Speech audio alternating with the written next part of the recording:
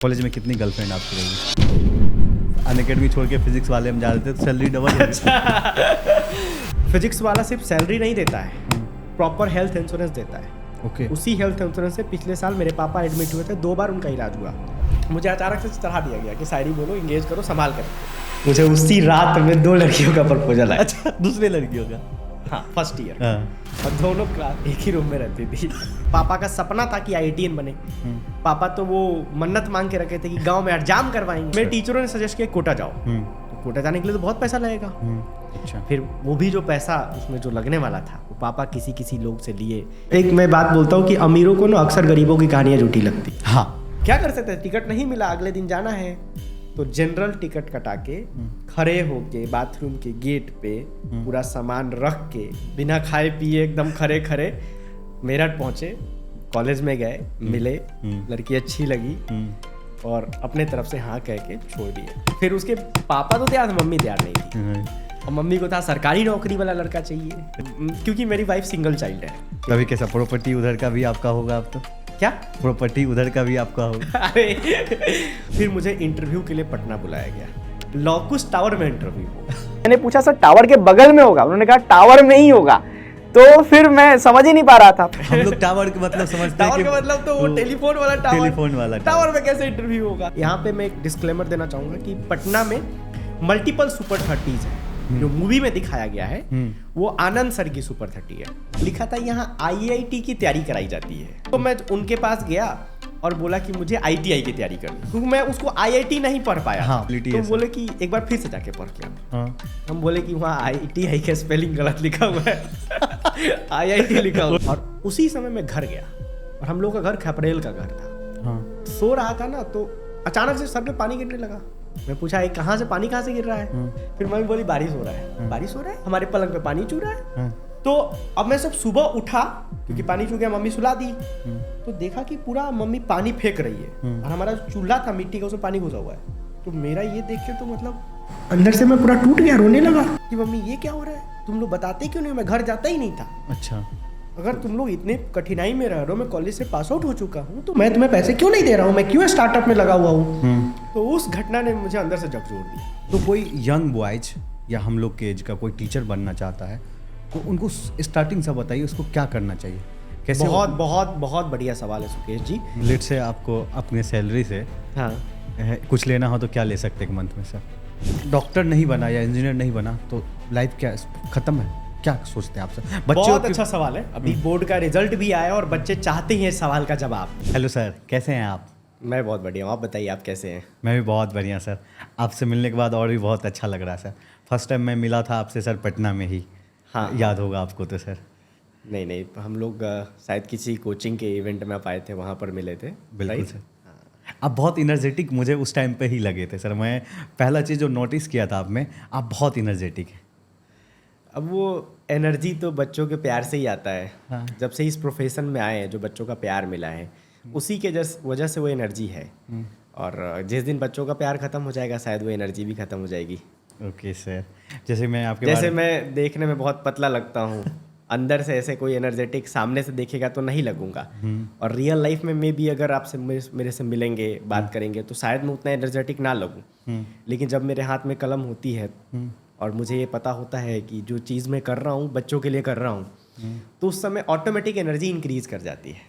Okay sir. तो energy का source बच्चों का प्यार है सर। जैसे कि मैं रिसर्च कर रहा था आपके बारे में, पहली जो लाइन देखा था सर, एक गांव का लड़का जिसको एजुकेशन के बारे में कुछ भी नहीं पता है और वो स्टार्टिंग में पढ़ना शुरू करता है और उनको पता भी नहीं था मेरा ड्रीम ऐसे ऐसे होगा, ये होगा, ये होगा। लेकिन आज जो एक इंसान जो चाहता वो सारा चीज़ एक आपके पास है सर। तो ये सफ़र कैसे शुरू हुई सर? स्टार्टिंग से आप बताइए। मतलब आप बहुत पीछे जाना चाहते हैं, बिल्कुल एकदम बेसिक से स्टार्ट करना चाहते हैं। तो अगर मैं एकदम अपने बचपन में जाऊं तो मैं एक वैसे परिवार के रहने वाला हूं जहां पर, अगर मैं एकदम एग्जैक्ट अपने गांव का नाम बताऊं तो मेरे गांव का नाम निपनिया है। छपरा में एक जगह है, ओके सर। वहाँ पर निपनिया एक गांव है। ओके पहले सर। उस गांव के बारे में थोड़ा जानते हैं। वो गांव उस समय कैसा था। Okay sir. वो गांव ऐसा गांव था जिस गांव में बिजली नहीं थी। Okay sir. जिस गांव में 5वीं क्लास के बाद बच्चे बनारस नमकीन फैक्ट्री में काम करने चले जाते थे। नियर बाय बनारस है लगता है सर। नहीं, छपरा और बनारस में बहुत दूर है, लेकिन बनारस एक ऐसा शहर मिलता था जहाँ पर उनको कोई जॉब मिल जाता था, तो बनारस चले जाते थे। बनारस जाके कमाना शुरू करना। मैं 5वीं क्लास के बाद कोई पढ़ता नहीं था, बट मैं अपने बचपन के दिनों में अपने गांव में रहता ही नहीं था। मैं अपने मामा के गांव में रहता था, फुलवरिया। अच्छा। मतलब मेरे लाइफ में मेरे मामा के गांव का, मेरे मामा के घर के लोगों का बहुत योगदान रहा। वो धीरे धीरे मेरी कहानी में पता चलेगा। तो मैं बचपन में मम्मी के साथ अपने मामा के घर रहता था, और पापा रहते थे, जॉब करते थे पंजाब में। ओके। और पापा का मेरे बचपन के दिनों में कोई इन्वॉल्वमेंट नहीं रहता था। पापा को कोई लेना देना नहीं रहता था। पापा 1-1 साल 6-6 महीना पंजाब रहते थे, और उस समय मोबाइल भी नहीं था, तो एक बार बात करके समाचार भी नहीं लेते थे कि बेटा कैसा है। तो जो भी मेरी परवरिश, बेसिक जो बचपन की परवरिश है, वो मेरी मम्मी ने या नाना ने, मामा ने किया। अच्छा सर, एक चीज़ मेरे मन में यहाँ पे क्वेश्चन आ रहा है सर, मैं रोक रहा हूँ, सॉरी सर। हाँ। कि सर उस टाइम पे जहाँ आप बोल रहे हैं कि 5 साल के बाद या 5 क्लास के बाद वो काम करने के लिए चले जाते थे बनारस से, उस टाइम आप कैसे अलग सोच पाए कि मुझे पढ़ना है? मैं उस पर आता हूँ। मतलब 12 साल तक तो मैं स्कूल ही नहीं गया था। अच्छा। 12 साल तक मुझे, हमारे हिंदी में कहते हैं ना, 1 2 3 4 5 6 7 8 9 10, 1 पर 1 11, 1 पर 2 12, हाँ। ये लिखने नहीं आता था। ओके। ये काफ़ी शॉकिंग लगेगा बहुत लोगों को सुन के। बिल्कुल। 12 साल तक ये मुझे लिखने नहीं आता था। अच्छा, 12 साल से। 12 साल तक मैं मामा के घर रहता था, और मामा के घर मुझे बहुत प्यार दुलार मिलता था। तो ऐसा नहीं कि मैं उस टाइप का बिगड़ा हुआ लड़का था कि किसी को गाली दे दिया, किसी का कुछ चोरी कर लिया, वैसा वाला नहीं था। बट मुझे पढ़ाई से कोई मतलब नहीं था। मैं मामा के साथ, नाना के साथ इधर उधर घूमते रहता था। ओके।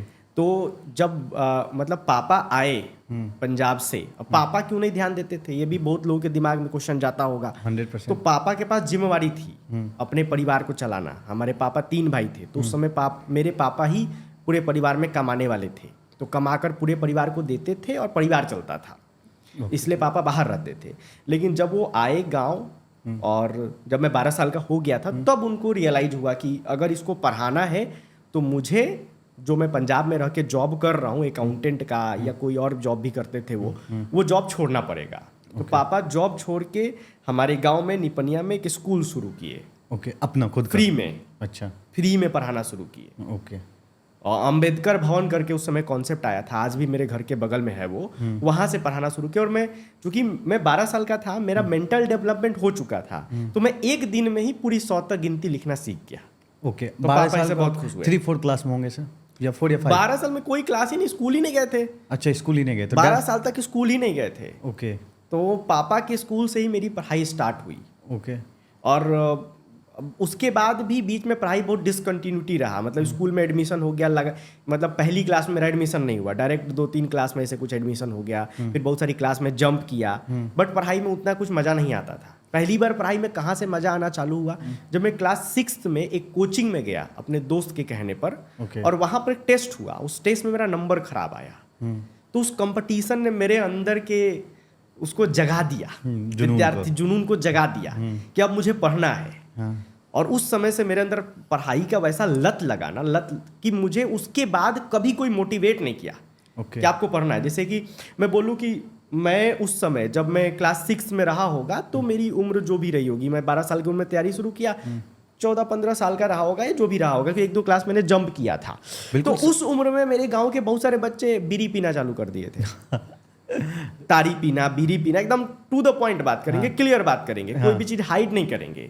पॉडकास्ट का मतलब है सुकेश भाई के पास आए तो पूरा खुल के बात करेंगे। बीड़ी पीना चालू कर दिए थे, पढ़ाई छोड़ चुके थे, जाके कहीं पैसा कमा रहे थे। मम्मी भी खुश है कि इतने कम उम्र में बेटा कमा के दे रहा है। मम्मी अपना कुछ अपने जो ये बिहार से होंगे ना, इसको रिलेट करेंगे, क्योंकि हम भी एक गांव से बिलोंग्स करता हूँ। तो जो सारी चीज़ आप बता रहे हैं सर, उसको मैं रिलेट कर रहा हूँ कि उस टाइम में ये होता, जैसे थोड़ा बड़ा हुआ, बच्चा कमाने लगा, तो माँ बाप खुश होने लगे। उसको पढ़ाई से मतलब नहीं होता, पढ़ाई से बिल्कुल उसको मतलब ही नहीं है पेरेंट्स को। अभी के टाइम पे तो बहुत सारा जागरूक हो गया। अब तो सब चाहता है कि घर में खाना कम बन जाए, लेकिन बच्चे को पढ़ा लेंगे सर। बच्चे को पढ़ा लें। अब 6 क्लास में आप समझिएगा कि पढ़ाई मुझे इतना इंटरेस्ट आया, इतना मजा आया कि मेरा एक दुकान था, किराना दुकान। पापा जॉब छोड़ दिए तो घर कैसे चले गए थे, किराना दुकान शुरू किए थे। उस किराना दुकान से पैसे चुरा कर मैं साइंस की किताबें खरीदता था। ओके। और टीचरों से बहुत मतलब अजीब अजीब सवाल पूछता था कि रोंगटे कैसे खड़े हो जाते हैं, आंख गांव में देखिएगा आंख फूल जाता है कुछ कुछ बच्चों का, तो ये सवाल पूछते तो आंख कैसे फूल जाता है, यहाँ पे आंख आ जाता है। तो एक थप्पड़ पड़ा, तो थप्पड़ आज भी मुझे याद है। मतलब टीचरों से मार मैं इसलिए खाता था क्योंकि मैं क्वेश्चन बहुत पूछता था,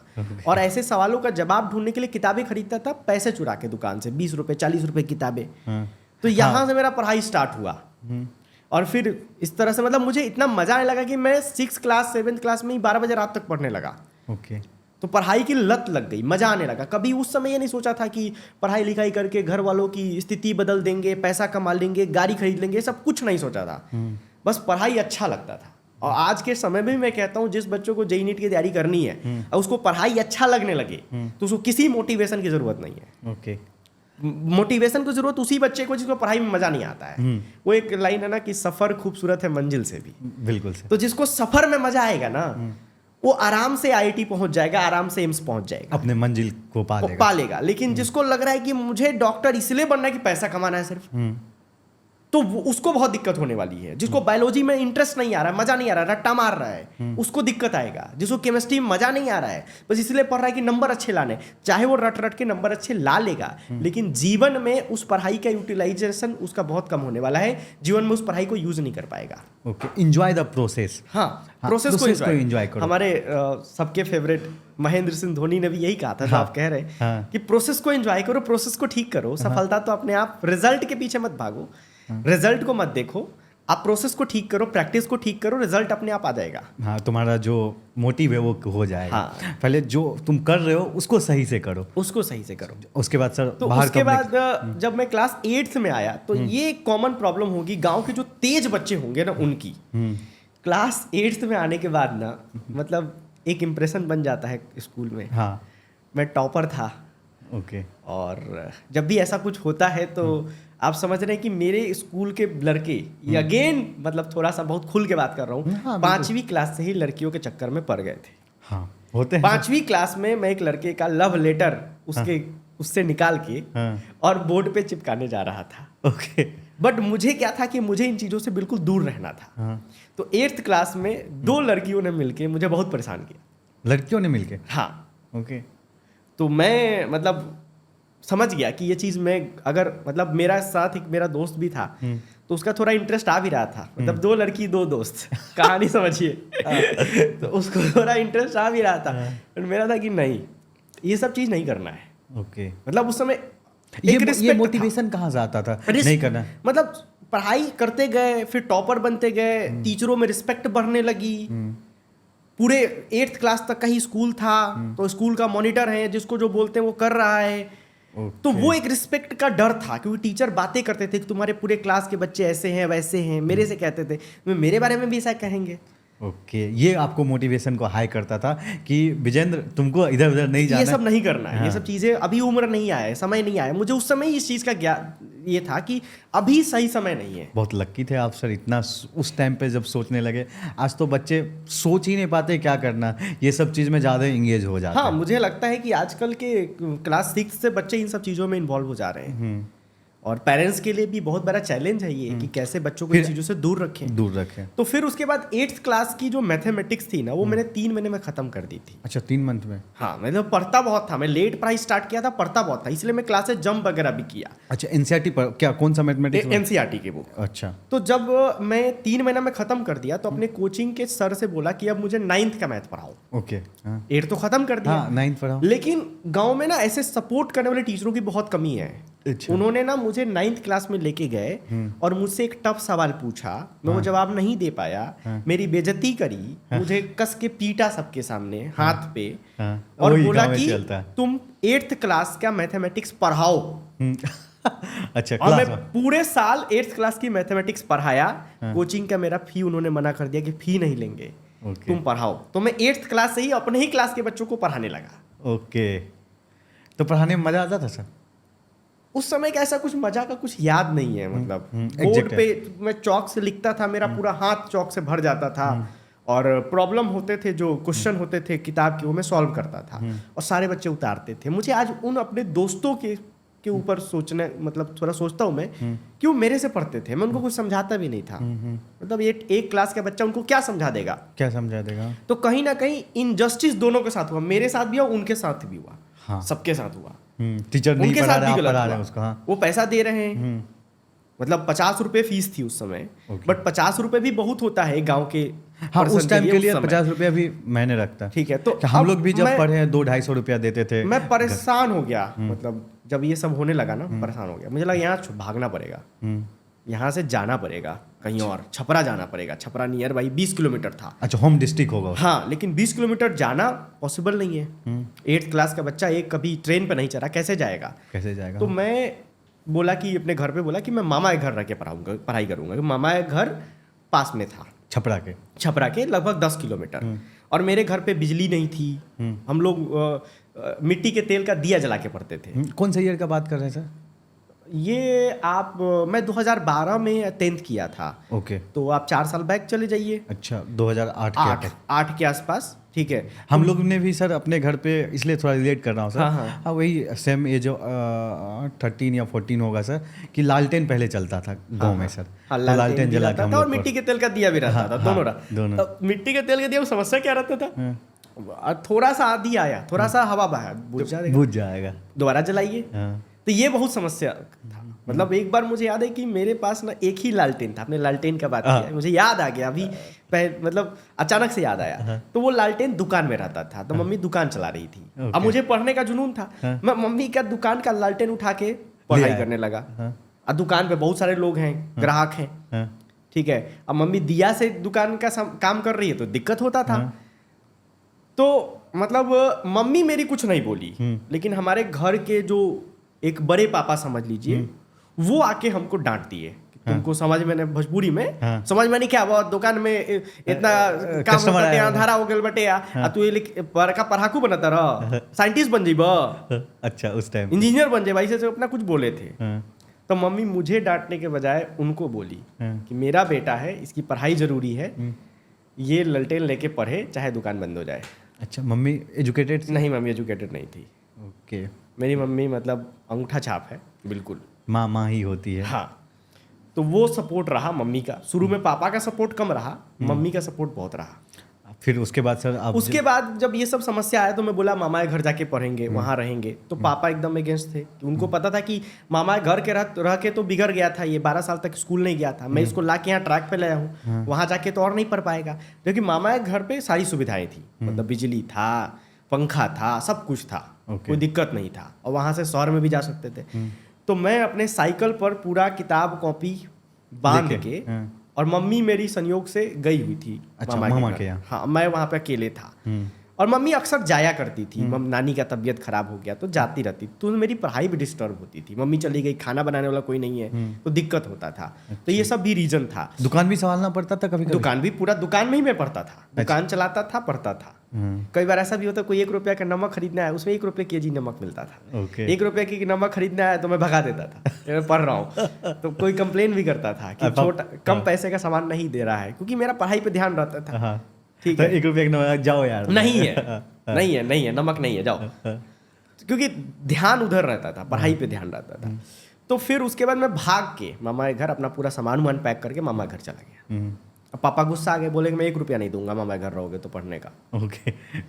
फोन करके? हाँ, मतलब फोन करके नहीं, ऐसे इन्फॉर्मेशन। फोन तो उस समय शायद मुझे याद है कि उतना मतलब नहीं था। मामा के पास शायद आ गया था, एक मेरे मामा के पास मोबाइल था, उसी से बातचीत होता था। तो बाद में मम्मी भी क्या करने लगी कि थोड़ा सा, मतलब ये बात 9th क्लास की है, क्योंकि 9th क्लास में हमारा नियरेस्ट सिटी है मरहौरा, वहाँ पर मैं पढ़ने जाने लगा था। तो वहाँ पर भी मैं सेटिस्फाई नहीं हुआ था। 8th में कैसे भी काट लिया था, 9th में मरहौरा गया था, और वहाँ सेटिस्फाई नहीं हुआ। वहाँ भी यही प्रॉब्लम थी, टीचर्स मतलब डिटेल में पढ़ाते नहीं थे, क्वेश्चन पूछने पे पीटते थे। ओके, ठीक है। तो ये सब समस्या का एनालिसिस करके 9th में मैं मामा के घर आ गया। ओके। और फिर छपरा जाने लगा पढ़ने। सुबह 4 बजे साइकिल चला के मैं छपरा जाता था। सुबह 4 बजे? सुबह 4 बजे। हाँ, मॉर्निंग क्लास लगता होगा तो 1 घंटा पहले निकलता। हाँ, एक यूनिवर्सिटी के टीचर थे, वो 4 बजे से 5 बजे से पढ़ाना शुरू कर देते। हम ही लोग जाके उनको जगाते थे, इंग्लिश, स्पोकन इंग्लिश पढ़ाते थे। ओके। अब 4 बजे सुबह सड़क बहुत खराब रहती थी, डेली मेरा साइकिल पंचर होता था। अच्छा, डेली पंचर? Every day. अब सड़क खराब है, रात को दिख नहीं रहा कहाँ चल रही है, अंदाज पे चल रहा है साइकिल। तो ये मैं जोस्टॉक पे भी सुन रहा था, तो आपने बोला सर डेली जोस्टॉक पे भी ये बताया हूँ मैं। हाँ साइकिल पंक्चर होता है सर, कैसे मैनेज करते हो डेली? सर आपको पैसा लगता होगा। पैसा तो बात छोड़ दीजिए, रास्ते में साइकिल पंचर हो गया तो 10 किलोमीटर कैसे जाएंगे ये सोचिए ना। हाँ कैसे जाते थे सर पैदल। डेली? अगर 5 किलोमीटर आधे रास्ते में खराब हो गई तो पैदल जाएंगे ना। कितना किलोमीटर का डिस्टेंस है सर घर से? और मामा के घर से लगभग 8-10 किलोमीटर पड़ेगा। अच्छा, और फिर शुरू ऐसा- का जो 3 किलोमीटर था ना वही रास्ता खराब था। अच्छा मतलब जो लोग उधर के होंगे रिलेट करेंगे, पहाड़पुर जो तक रास्ता बहुत खराब था। हाँ हाँ और एक और छोटी सी चीज़ मेरी अपने मम्मी के बारे में बताना चाहूँगा कि जब मम्मी को लगा कि यहाँ रहेगा तो मम्मी कभी नहीं चाहती है कि अपने बेटे को अपने से दूर रखे। हाँ।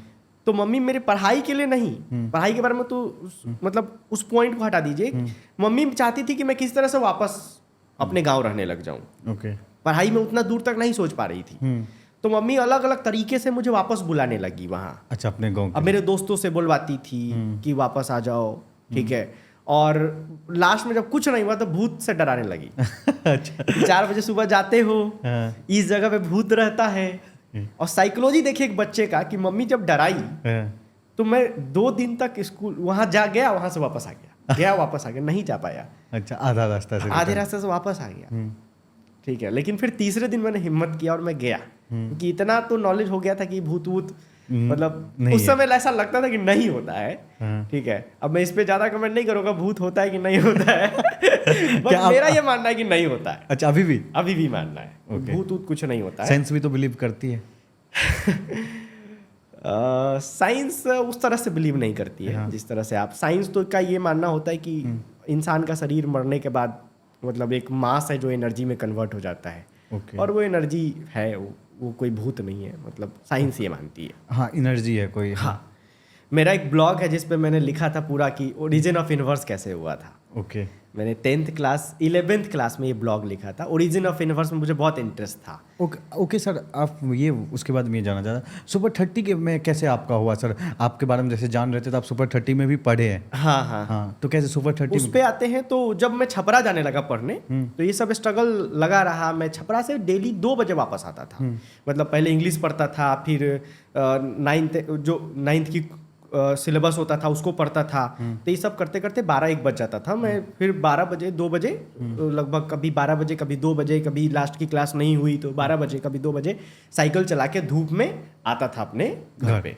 बट वहाँ पर भी क्या हुआ कि क्लास में ऐसे ऐसे करके जब मैं गया तो एक प्रॉब्लम था, बहुत बेसिक प्रॉब्लम था। बच्चे रिलेट करेंगे कि एक कुआं है, उसका ईंटाकरण करना है, उसमें ईंटा लगाना है और एक ईंटे का दाम इतना है, तो कितना खर्चा आएगा।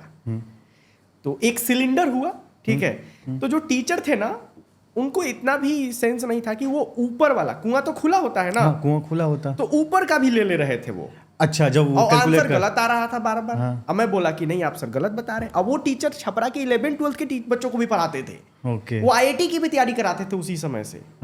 उसी टाइम पे? हाँ, मतलब वहाँ पे एक टीचर जो क्लेम कर रहा है कि मैं 11th-12th IIT सब पढ़ाता हूँ, ये इतना इजी प्रॉब्लम नहीं सॉल्व कर पा रहा है और मुझे भी मार रहा है, पीट रहा है कि तुम गलत बोल रहे हो। ओके। तो फिर मैं और परेशान हुआ कि अब तो छपरा आ गया, अब कहाँ जाऊँ, अब क्या करूँ। तो उसी क्रम में मेरे मामा के घर के बगल में मतलब 3 किलोमीटर पे एक जगह बोर्ड पे ना लिखा था यहाँ IIT की तैयारी कराई जाती है। ओके। अच्छा, रास्ता से आप जो जाते हैं। हाँ, आ रहा था मैं और स्कूल था वो, वहाँ पे वो प्रेयर चल रहा था, टीचर खड़े थे। तो मैं बचपन से ही मेरे मरहौरा में ITI है, तो मुझे अच्छा। था कि ITI करना है। अच्छा। आदमी जो देखता है वैसा ही बनना चाहता है। हाँ, बिल्कुल। तो मैं उनके पास गया और बोला कि मुझे ITI की तैयारी करनी, क्योंकि मैं उसको IIT नहीं पढ़ पाया। हाँ। मैं उसको ITI ही पढ़ा था। हाँ, दिमाग में जो रहता है वही पढ़ता, रियलिटी तो है। बोले कि एक बार फिर से जाके पढ़ के आओ। हाँ। हम बोले कि वहाँ ITI का स्पेलिंग गलत लिखा हुआ है। IIT लिखा हुआ उन है। लोग को तो हंसी आ रहा होगा, ये क्या हुआ। पता ही नहीं था, एक ही सर थे। हाँ। ठीक है, तो फिर वो मुझे IIT के बारे में सबसे पहले बताए। अच्छा। वहाँ से मुझे IIT के बारे में पता चला और वहाँ पर भी उन्होंने अपनी कोचिंग का नाम, जो IIT का बैच चलाते थे, सुपर 30 रखा था। अच्छा, वहाँ पे भी? हाँ, उनका सपना था कि मुझे इस जगह से IITian प्रोड्यूस करना है। अच्छा। उन्होंने मुझे बताया कि यहाँ पर एक महीने में इतनी मोटी मोटी किताबें हम लोग सॉल्व करवा देते हैं। ओके। तो मैं शायद 10th में जाने वाला था, ऐसा ही कुछ समय था। 9th खत्म होने वाला होगा। हाँ, मतलब 10th आने ही वाला था। तो लेकिन इंग्लिश मीडियम में, अभी तक मैं हिंदी मीडियम में पढ़ा था प्योर। अच्छा 9 तक। हाँ, मतलब जब तक वो सुपर 30 जो वहाँ का था उसमें नहीं गया, तब तक हिंदी मीडियम था। वहाँ इंग्लिश मीडियम में पढ़ना था। और वहाँ का सिस्टम क्या था कि आपको शाम को आ जाना है खाना खा के घर से, और रात में वहीं रहना है, रात में वहीं पढ़ाई होगा, और बेंच पे सोना है। एक जो बेंच होता है ना ऐसे, हाँ, लंबा इतना बेंच। पतला, उस पे ही सोते थे हम लोग रात को। अच्छा 2 बेंच सटा के चाहे एक ही बेंच पे सो जाते थे, हाँ। खुले में ऐसे। और सुबह उठ के आ जाते थे, फिर खाना खा के फिर जाते थे, दिन में स्कूल में रहते थे, और फिर शाम दोपहर में लगभग घर पे रहे, और फिर शाम को चले जाते थे। अच्छा। तो वहां से उन्होंने मतलब RS ग्रवाल की शायद एक बुक आती थी, हाँ। अरिथमेटिक करके, उसको बनवाना शुरू कराया। ईशचंद के बुक आए, वो सब पढ़ना चालू किए। फिर हम लोग वो टीचर लगभग 9th 10th में ही 11th 10th आते आते 11th की भी कुछ चीज़ें पढ़वाने लगे, छपरा से टीचर बुला के। ओके। IIT फाउंडेशन सीरीज की एक बुक आती है पियर्सन की, जो भी बच्चे, जो भी पेरेंट्स इसको अगर देख रहे हैं, अपने बच्चों को IIT की तैयारी करवाना चाहते हैं, तो IIT फाउंडेशन सीरीज की बुक पियर्सन पब्लिकेशन की बहुत अच्छी किताब है, उसको वो लोग फॉलो कर सकते हैं। बहुत अच्छी किताब है अभी भी सर। अभी भी। मतलब वो इतनी अच्छी किताब है कि जब वहाँ पे उन्होंने वो किताब मंगाया और छपरा से टीचर आके पढ़ाने लगे, तो किताब के सवाल वो सॉल्व नहीं कर पा रहे थे, और वो टीचर छपरा के कॉलेजेस के टीचर थे। ओके। हाँ, मतलब छपरा में जो कॉलेजेस हैं, जैसे Tapeshwar Singh college, Rajendra college, Jagdam college, ऐसे गंगा सिंह कॉलेज, ऐसे ऐसे कॉलेजेस के टीचर वो बुलाते थे। ओके। तो लेकिन सर जहाँ लग रहा है सर, वो टीचर के अंदर बहुत डेडिकेशन था सर। हाँ, इतनी दूर आते थे, पढ़ाना चाहते थे। हाँ, वो पढ़ाना चाहते थे, लेकिन जो चला रहे थे उसकी स्कूल को, हाँ, उसके अंदर की अच्छा हाँ, उनके अंदर तो बहुत डेडिकेशन था। उनको था कि मुझे यहीं से IIT प्रोड्यूस करना है। अब वो परेशान हो गए कि यार, टीचर सब लोग आ भी नहीं पाते थे, मतलब बाइक चला के इतनी दूर आ भी नहीं पाते थे। तो जब 10th की खत्म होने को आया, तो उसी समय वो हम लोग को छपरा हॉस्टल में शिफ्ट करने के लिए बोले। अब वहाँ पे हॉस्टल खोलने का बोले, पैसा ज़्यादा लगेगा। उस समय पहली बार पापा मेरे आए। अभी तक जितना खर्चा लग रहा था मेरे मामा देते थे। अच्छा। जो मैं वो सुपर 30 में पढ़ने का जो भी फी लगता था, पापा आए, पापा को पूरा वो IIT का कॉन्सेप्ट समझाए। अच्छा, टीचर। हाँ, कि IIT क्या होता है, वहाँ से पढ़ने पर कितना पैसा कमाया जा सकता है। शुरू में कोई करोड़ों से नीचे बोलता नहीं है कि आपके बच्चे का 1 करोड़ का पैकेज लग जाएगा, ऐसे ऐसी बातें बताए। पूरा लाइफ चेंज हो जाएगा, पूरा थोड़ा ड्रीम दिखाए, मतलब ड्रीम दिखाए। हाँ। जो आज मतलब जो ड्रीम आज भी दिखाया जाता है, हाँ। तो वो ड्रीम दिखाए। तो जब पापा गए तो मम्मी को बोले, उस समय तक मोबाइल वगैरह आ गया था, मतलब घर में। हाँ, घर में। तो मम्मी को बोले तो कि तुम लोग तो माई बेटा मिलके बहुत बड़ा सपना देख ले, 1200 ऐसे ही बोले कि ये हम लोग जैसे परिवार के लोग ऐसा कर सकते हैं क्या। ये था कि हमारे पास तो पैसा नहीं है, आगे चल के मतलब अभी छपरा जा रहा है तो इसको इतना पैसा लग रहा है। उस समय भी मतलब 15-20 हज़ार का कुछ डिमांड किए थे वो। अच्छा। हाँ, साल भर का शायद। तो वो भी हमारे लिए बहुत बड़ी बात थी। हाँ, उस टाइम पर तो बहुत बड़ी बात थी। तो फिर उस पैसे को किसी तरह से करके जब सभी पेरेंट्स ने कुछ डिसएग्री किया, तो उन्होंने कहा कि आप लोग अनाज दे दीजिएगा। अच्छा। हॉस्टल में खाने के लिए। जिसके पास जो ज्यादा होता है, जिसके घर में गेहूं ज्यादा होता है वो मंथली गेहूं ज्यादा दे दे। जिसके घर में चावल ज्यादा हो, चावल ज्यादा दे दे। और ऐसे करके हॉस्टल चालू हुआ। ओके। छपरा में फिर छपरा में 10th का पूरा प्रोसेस छपरा में चला। अब टीचर आते थे 11th 12th के। अच्छा। और वो पियर्सन पब्लिकेशन की 8th क्लास की बुक के सवाल नहीं सॉल्व कर पाते थे। अच्छा, छपरा में भी जो प्रोफेसर्स, मुझे एक सवाल याद है, बच्चे भी इसको रिलेट करेंगे जो भी फिजिक्स के स्टूडेंट्स होंगे। तो if a person is moving towards this wall, मतलब एक पर्सन है जो इस दीवार की तरफ मूव कर रहा है, तो बताना था। और उसमें क्वेश्चन था कि person is moving towards India Gate. अच्छा, मुझे सवाल भी याद है। हाँ, इंडिया गेट। तो इंडिया गेट रेस्ट में है कि मोशन में है? रेस्ट में है सर। यही तो सारे टीचर कहते थे। बट इंडिया गेट इस बच्चे के रेफरेंस में देखना पड़ेगा। ओके। बट वो मानते ही नहीं थे। और मैं ज्यादा क्वेश्चन करता था तो कहते थे बच्चा बदतमीज है, बदतमीजी से बात करता है। मुझे समझ नहीं इसमें कौन सी बदतमीजी, मैं तो सवाल पूछ रहा हूँ। और किताब को ही गलत कहते थे। ओके। यदि कोई चीज रेस्ट में है तो किसी चीज के रेफरेंस में होगा। हाँ। उनको फ्रेम ऑफ रेफरेंस का कॉन्सेप्ट नहीं पता था। ओके।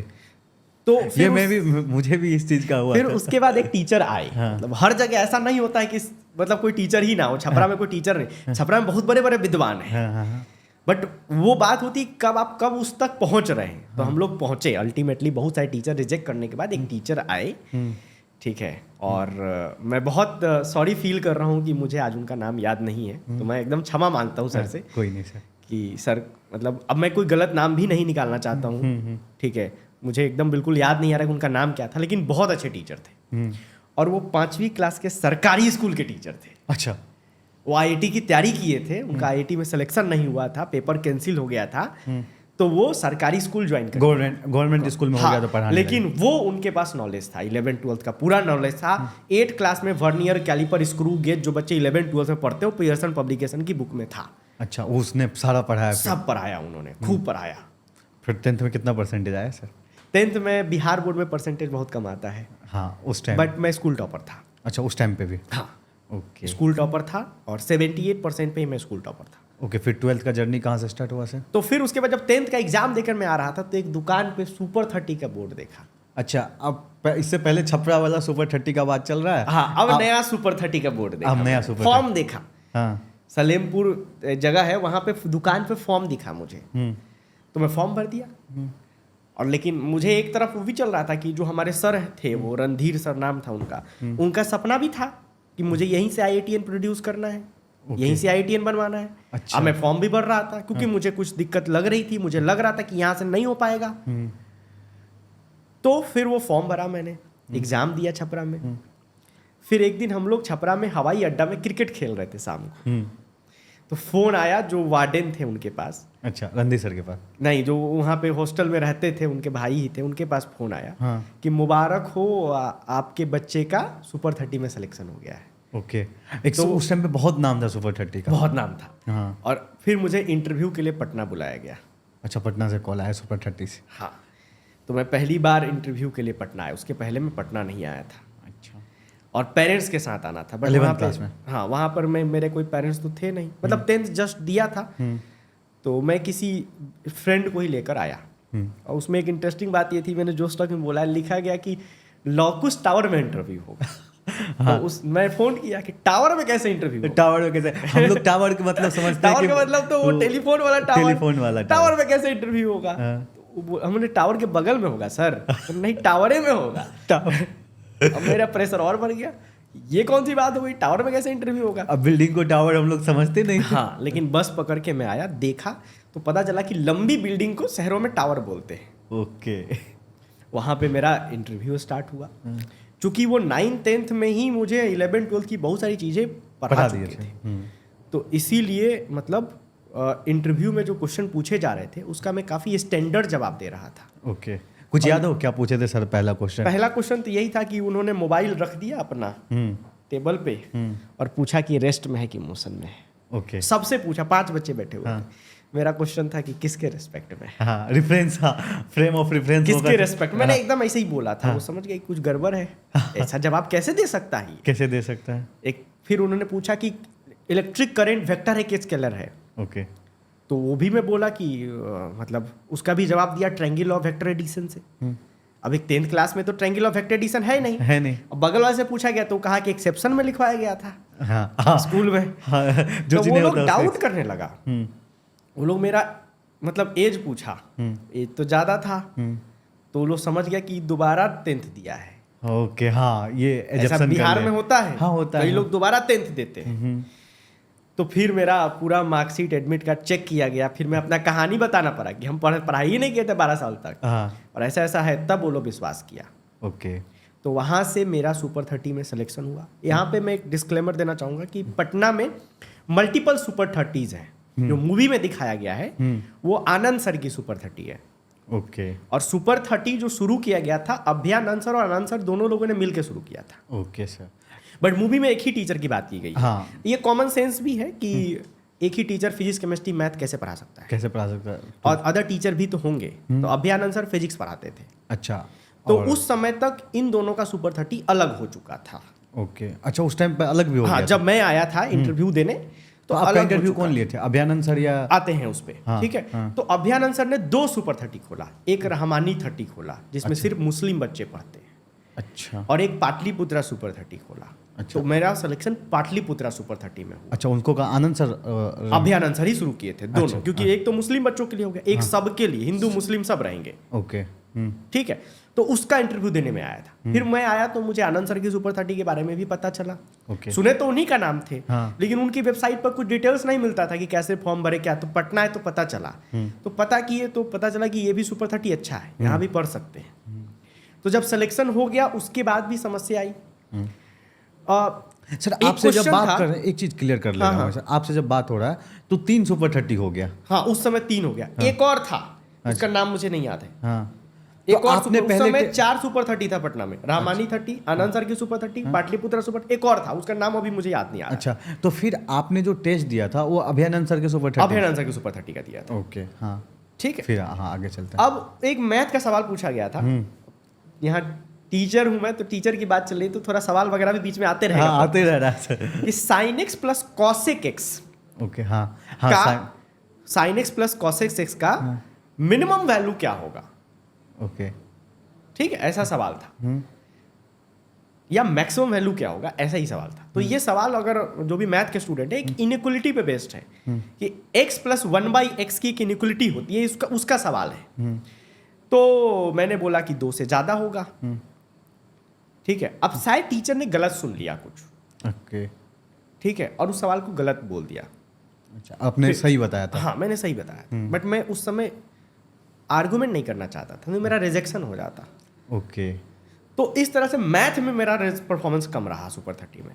तो मुझे ये ऑफर किया गया कि आपको हॉस्टल फी देना पड़ेगा, ट्यूशन फी नहीं लगेगा। हाँ, तो फिर क्या किए सर? फिर मेरा हॉस्टल फी कहाँ देंगे? पापा को कॉल आया, पापा बोले कि हम तो नहीं कर पाएंगे ऐसा, हाँ, हम हॉस्टल फी नहीं दे पाएंगे। तो फिर मैं हिम्मत किया, मैं कॉल किया, बोला कि मेरा सवाल ये सही था। अच्छा, सर को बताया call हाँ, करके? लेकिन उस सब कॉल उठाया केमिस्ट्री वाले सर ने। अच्छा, वो मैथ्स वाले नहीं उठाए? हाँ, अब वो क्या कह रहे हैं कि साइन एक्स का, साइन 90 का मैक्सिमम वैल्यू कितना होता है? 1। कॉसेक 90 कितना? 1। तो 1 और 2, 1 प्लस 1 2, 2 से ज्यादा तो हो ही नहीं सकता है। बट इसकी मिनिमम वैल्यू ही 2 है। आप साइन 30 रख के देखो, साइन 30 कितना होता है? 1/2। 1/2, हाँ। और कॉसेक 30 पलट जाएगा 2, 2 प्लस 1/2, 2.5। मतलब ऑलवेज ये ज्यादा ही आने वाला है, ये इनइक्वलिटी पे बेस्ड है। तो फिर मैं और लड़ा कि नहीं मैं सही हूँ। फिर मैथ वाले टीचर से बात हुई, तो वो बोले कि तुमने ऐसा बोला था। हमने हाँ बोला था, तभी तो लड़ रहा हूँ। हाँ, +2 बोला था आपने। हाँ, 2 से ज्यादा होगा ऐसा बोला था। तो फिर उन्होंने कहा कि ठीक है, तुम्हारा हॉस्टल फी भी माफ कर दिया जाएगा अगर तुम यहाँ आके अच्छा परफॉर्मेंस करोगे तो। अच्छा, आके करोगे तब? तो मैं यहाँ आया एडमिशन कराने। मेरे फिर भी पापा तैयार नहीं कि अगर नहीं वो लोग माफ किया तो कहाँ से पैसा आएगा। हाँ, कहाँ आने जाने में जो खर्चा लगेगा वो कहाँ से आएगा? पटना में अकेले रहेगा, तबीयत खराब होगा, वो पैसा वो कौन देखेगा? हाँ, मैं जाऊंगा बार बार, वो पैसा कहाँ से आएगा? उस समय बस वो दुकान था, वो दुकान भी बंद हो गया था हमारा। अच्छा, दुकान क्यों बंद हो गया सर? मतलब मेरे पापा थोड़े सामाजिक आदमी थे। मेरे पापा ने लड़ के अपने गांव में सरकारी स्कूल शुरू करवाया था। ओके। और हमारे गांव वाले नहीं चाहते थे कुछ लोग कि सरकारी स्कूल शुरू हो 5वीं क्लास तक का। ओके, क्यों नहीं जाते थे? केस कर दिए थे कि यहाँ पे सरकारी स्कूल नहीं बनेगा। अच्छा, उन किसी का जमीन वहाँ नहीं, पे? जमीन भी हमारा था। अच्छा, वो कंपटीशन होता है कि कौन बनवा रहा है, किसके इलाके में बन रहा है। ओके, हाँ। तो उस समय ना बहुत पैसा खर्चा हो गया। पापा का जुनून था कि गांव के बच्चे जो 5वीं क्लास के बाद बाहर चले जाते हैं, पापा अपना स्कूल बंद कर चुके थे, वो ना जाए, पढ़ाई करें। पढ़ाई कर। मैं उस समय तो आगे निकल चुका था। मुझे मतलब वो पापा इसलिए नहीं बनवाते कि बेटा इसमें पढ़े, बेटा तो 5वीं पास हो चुका बेटा था। तो 5वीं पास तो हो। उस स्कूल में मेरा भी योगदान है कि जब स्कूल बन रहा था तो मैं भी जाके देख रेख करता था। ओके। मैं भी वहाँ जाता था।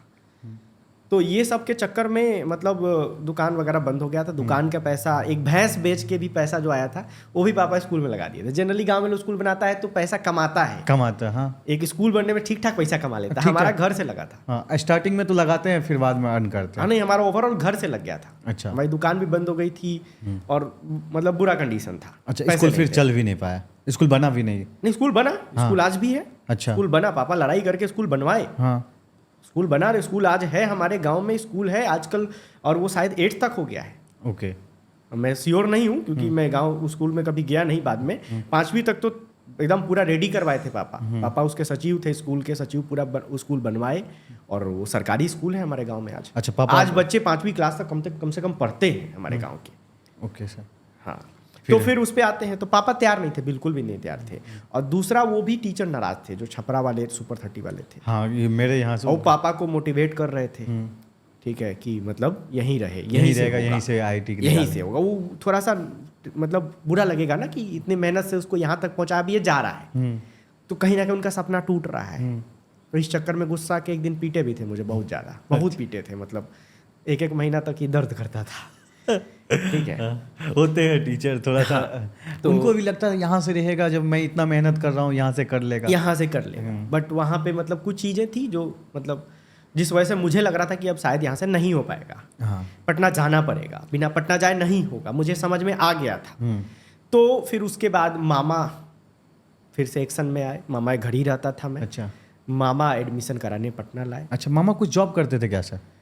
मामा का मतलब ऐसे कॉन्ट्रैक्टर टाइप का छोटा मोटा गांव में जो होता है, सड़क बनवा देना, ये सब टाइप का कुछ काम है। अच्छा, ठीक है, समझ गया। मतलब ऐसा नहीं कि मामा भी बहुत पैसा कमाते थे। अपने भाषा में ठेकेदार उसको बोलते हैं। नहीं, उस लेवल का नहीं ठेकेदार। अच्छा, उस लेवल का नहीं। बहुत बेसिक लेवल का। हाँ। आज भी मेरे मामा साइकिल चलाते हैं, हाँ, तो आप समझ सकते हैं किस लेवल के ठेकेदार। लेकिन मामा के अंदर था कि हाँ, इसको कराना है, तो मामा साइकिल से छपरा लेके आए और उसके बाद वो एडमिशन कराने पटना लेके आए। बहुत खुश हुए कि मतलब बाकी बच्चों का 60,000 फीस था उसमें, सुपर 30 का फी भी लगता था।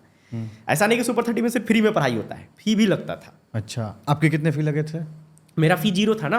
हाँ, हॉस्टल फी का बोला गया, हॉस्टल फी का बोला। और इनिशियल 10,000 फी लगा था, सिक्योरिटी डिपॉजिट जिसमें बेड गद्दा ये सब दिया गया था। तो 10,000 रुपये लगभग मामा दे के चले गए। और उसके बाद 1 ही 2 महीने में मेरा परफॉर्मेंस बहुत अच्छा रहा, टॉपर में आ रहा था बार बार। तो मतलब बहुत जल्द मेरा हॉस्टल फी भी माफ़ कर दिया गया। ओके, मतलब मैं पूरा फ्री ऑफ कॉस्ट रहने लगा। अच्छा, तो फिर वहाँ से आप आईटी क्लियर किए? हाँ, उस पर आते हैं। फिर 2 साल तैयारी किए, और तैयारी में बहुत सारे अप्स एंड डाउन्स तो रहते ही है हर किसी के। No doubt. तो मेरा ना केमिस्ट्री में रुझान बहुत ज़्यादा हो गया। ओके, और क्यों केमिस्ट्री वाले टीचर जो थे बहुत मतलब पता नहीं क्यों हो गया, लेकिन हो गया। जो उस समय मेन मैनेज करते थे, अभ्यनंद सर तो आते नहीं थे, तो जो मेन मैनेज करते तो केमिस्ट्री के ही टीचर थे। ओके, तो उनका मोटिवेशन थोड़ा ज़्यादा रहता था। मुझे लगता था केमिस्ट्री के दम पे ही सिलेक्शन हो जाएगा। तो स्पेशली ऑर्गेनिक में, आज मैं इनऑर्गेनिक का टीचर हूँ, बट ऑर्गेनिक में इंटरेस्ट था। मतलब Graham Solomons, MS Chauhan sir की जो बुक आती थी इतनी मोटी मोटी, सब मैं पढ़ता था। अच्छा, आजकल जो टीचर्स पढ़ते हैं, मैं उस समय पढ़ता था बुक किताबें। ओके, ऑर्गेनिक मेरा बहुत तगड़े लेवल का था, ना फिजिकल ना इनऑर्गेनिक तो आता ही नहीं था। ओके, उस टाइम पे? हाँ, उस टाइम पे इनऑर्गेनिक तो पढ़ाया भी नहीं जाता था उस समय। पटना के मैक्सिमम कोचिंग्स में नहीं पढ़ाया जाता था इनऑर्गेनिक। ओके, ऐसा 1-2 चैप्टर पढ़ा के बोल देते खुद से पढ़ लो, ऐसा ही चलता था सिस्टम। अब हो सकता है कुछ कोचिंग्स होंगे जो यहाँ पढ़ाया जाता होगा, हाँ, बट जहाँ पे आपने मैं पढ़ा। वहाँ पे नहीं पहुँच पाया था। तो फिर मतलब, और उस समय मेंस के बारे में नहीं सोचते थे हम लोग, अच्छा, IIT के बारे में सिर्फ। अच्छा, सिर्फ आईटी के बाद? सिर्फ उस IIT टाइम के पे बाद। भी इतना थिंकिंग लेवल था वहाँ पे? NIT का तो सोचते ही नहीं, IIT में नहीं जाना है। जो आजकल बच्चे भी सोचते हैं कि NIT क्या है, शुरू में तैयारी शुरू करते हैं आज भी बच्चे, तो IIT के बारे में ही सोचते हैं। आईटी के बारे में बस, लेकिन 2-3 टेस्ट देने के बाद नहीं, लेकिन हमारा क्लियर था, जब तक एग्जाम नहीं दिए तब तक क्लियर था, तब तक क्लियर था कि हाँ आईटी IIT में ही जाना है। अब IIT के जब JEE मेन का मेरा एग्जाम हुआ, तो उसमें भी हाँ, तो हुआ क्या कि मतलब केमिस्ट्री में रुझान ज़्यादा बढ़ गया, तो मैथ मेरा खराब हो गया। अच्छा, मैथ बहुत खराब हो गया। और सुपर 30 में ऐसा नहीं है कि मतलब सुपर 30 में मैक्सिमम बच्चे फ्री में पढ़ते हैं, गरीबों के बच्चे होते हैं। जैसे उस समय तक मेरे पापा सब्जी बेचना चालू कर दिए थे कि इसका जो भी खर्चा उर्चा है सब्जी बेच के निकाल देंगे। मैं भी सब्जी बेचा हूँ क्लास 10th में, सॉरी 10th में तो 9th के आसपास, 8th में मैं सब्जी बेचा हूँ। ये जो स्टॉक में भी मैंने बताया है। तो मैं सब्जी लेके जाता था, तो स्कूल की लड़कियाँ हंसती भी थी कि अरे सब्जी बेचता है ये। तो सब्जी बेच के पापा मतलब जो भी खर्चा होता था, पॉकेट खर्चा देते थे।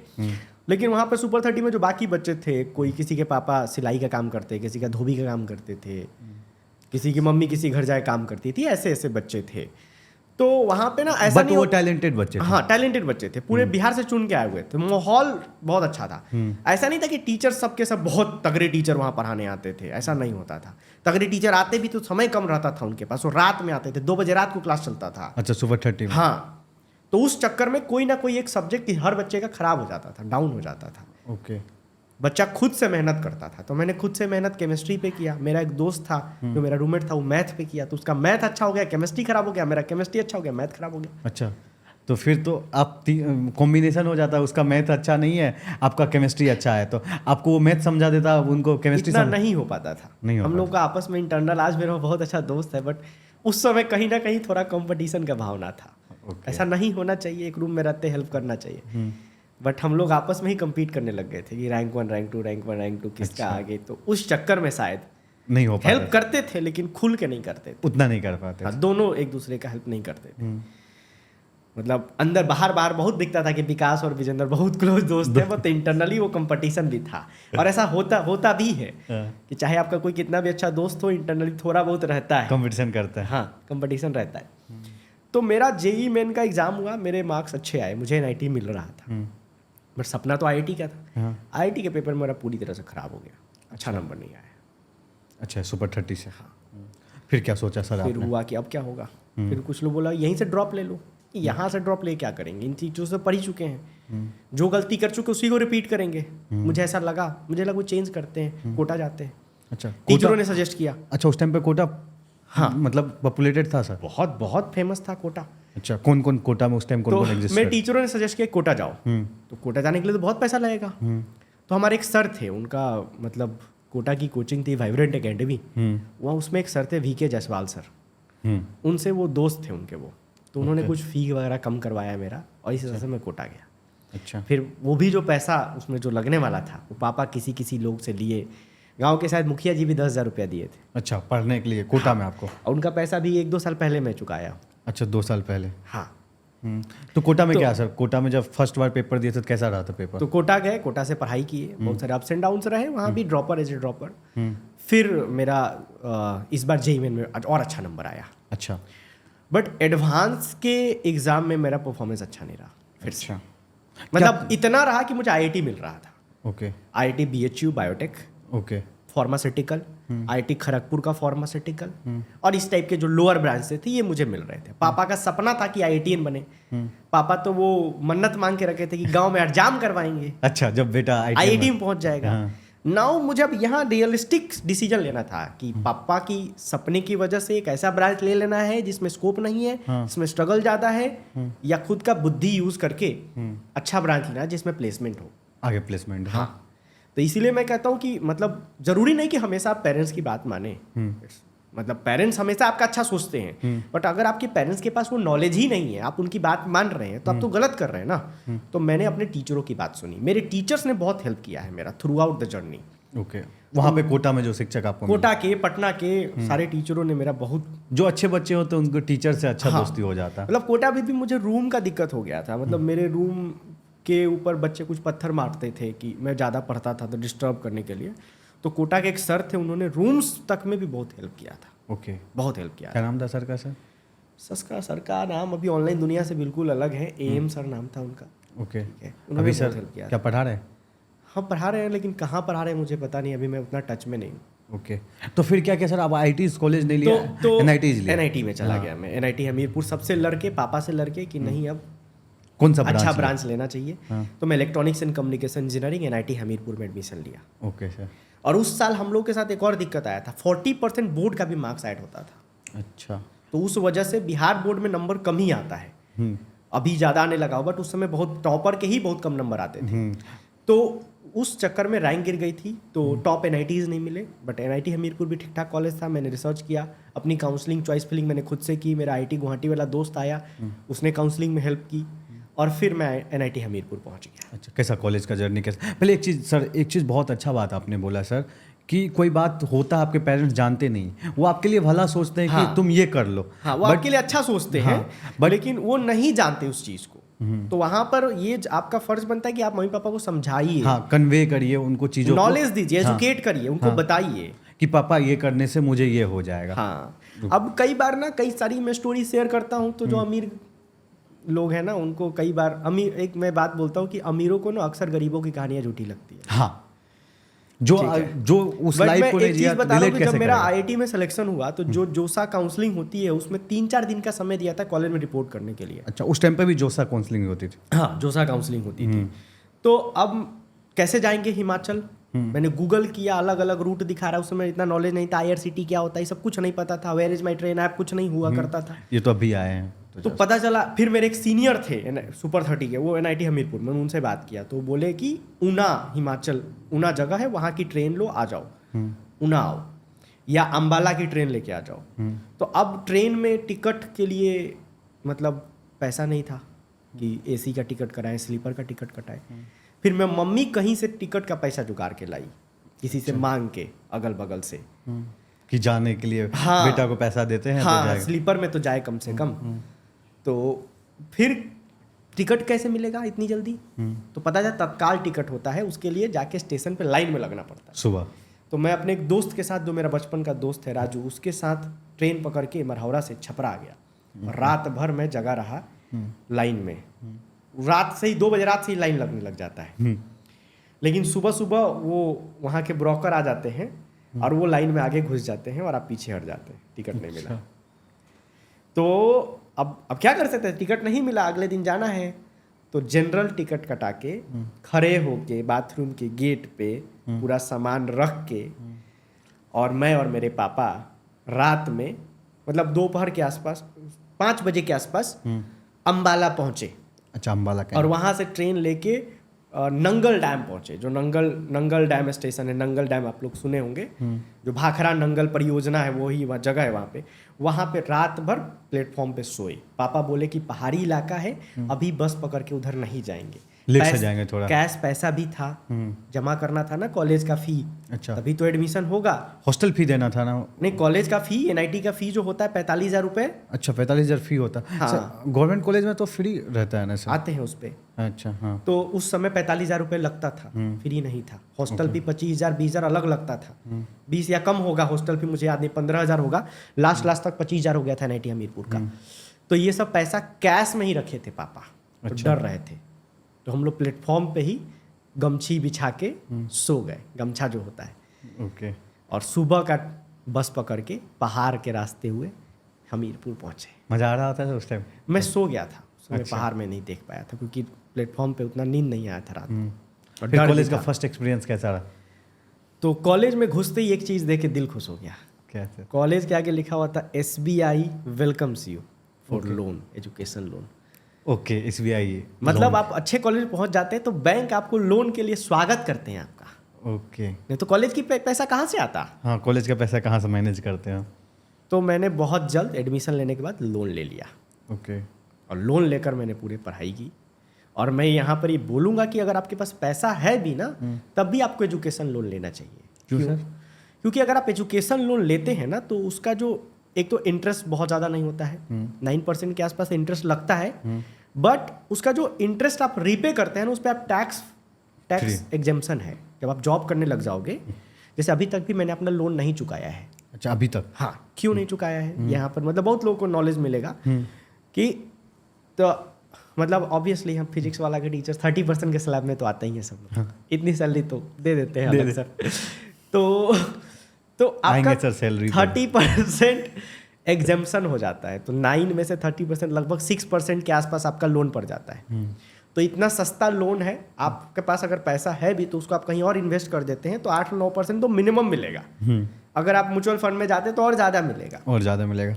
और एक पेरेंट्स की टेंशन खत्म हो जाती है कि हर 6 महीने पे पैसा देना है। पैसा देना, हाँ। एजुकेशन तो लोन एजुकेशन लोन लगभग बच्चे लेते हैं और हैसल फ्री होता है। मतलब बैंक वाले बैठा के इज्जत सत्कार से लोन देते हैं। ठीक है कि बच्चा पढ़ने जा रहा है। नहीं, उसी कॉलेज में बैंक था ना। अच्छा। वहीं पे लोन होता है, कुछ नहीं करना होता है। पापा गए, साइन के, लोन मिल गया। लोन से लैपटॉप भी लिया मैंने। आज बहुत सारे बच्चे को एक नॉलेज भी यहाँ से मिल रहा होगा कि लेट से वो सोच रहा हो कि आगे कॉलेज लाइफ जिएंगे, वहाँ पे पैसा नहीं होगा। हाँ, जो कॉलेज में चले गए तो पैसे की टेंशन बिल्कुल नहीं है। हाँ, मैं आपको और एक चीज़ बताता हूँ कि मतलब फर्स्ट सेमेस्टर से ही मुझे 70,000 की स्कॉलरशिप मिलने लग गई। फर्स्ट ईयर या फर्स्ट सेमेस्टर, मतलब एग्जैक्ट टाइमलाइन याद रखना थोड़ा टफ हो जाता है। हाँ। तो स्कॉलरशिप मिलने लगी, 70,000 की स्कॉलरशिप मिलती थी। वो स्कॉलरशिप से मैं पॉकेट खर्चा चलाने लगा। और घर पे भी देने लगा। अच्छा, उसी स्कॉलरशिप। हाँ, घर पे फिर तो पैसा लाइफ देने लगा। बहुत चिल हो गया। बहुत चिल हो गया। लोन से जा रहा है पैसा। लैपटॉप भी मैंने लोन से खरीदा, लैपटॉप के लिए भी पैसा मिल जाता है। किताबें खरीदने के लिए भी लोन से पैसा मिल जाता है। अच्छा। और आज के समय में अगर आप फीस की बात करिएगा तो जिन बच्चों की फैमिली इनकम 1 लाख से कम है, उनको ट्यूशन फी नहीं लगता है।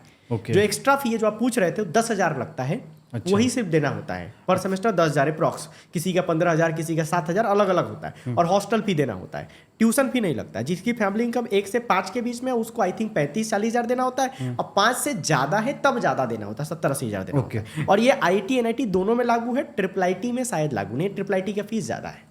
तो पूरा मैंने कवर कर दिया। कह सकते हैं इफ एनी हैव टैलेंट, कोई बैरियर उसके लिए नहीं कोई है। बैरियर नहीं। आज के टाइम में तो पढ़ाई के लिए भी पैसा नहीं चाहिए। गांव में बैठ के फिजिक्स वाला का सब्सक्रिप्शन लेके 2,000-3,000 में IIT की तैयारी करो, कॉलेज जाओ, और कॉलेज का जो हॉस्टल का पैसा लग रहा है वो तुम एजुकेशन लोन ले लो। तुम्हारा एजुकेशन लोन अमाउंट भी बहुत कम होगा, अच्छा। क्योंकि तुम्हारी फी लगेगी ही नहीं।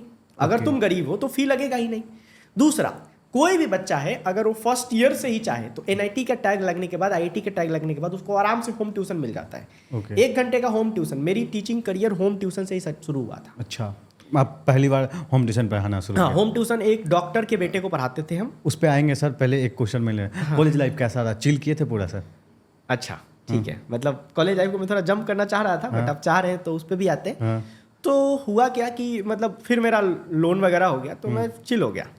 ठीक है, पैसा भी स्कॉलरशिप से भी मिल जाए? पैसा भी हो गया, लेकिन मैं पैसा उड़ाने वालों में से नहीं था। अच्छा। मैं अपना लिमिट सेट कर रखा था कि मतलब घर पे दे देता था ना पैसा, पापा को दे देता था, अपने पास नहीं रखता था। लिमिट सेट था कि 50 पे ज़्यादा खर्च नहीं करेंगे। अच्छा, एक बात बताइए सर, कॉलेज लाइफ में कितना पढ़ना पड़ता था? अब देखिए, फर्स्ट ईयर मैंने बहुत पढ़ाई करी, बहुत पढ़ा मैं।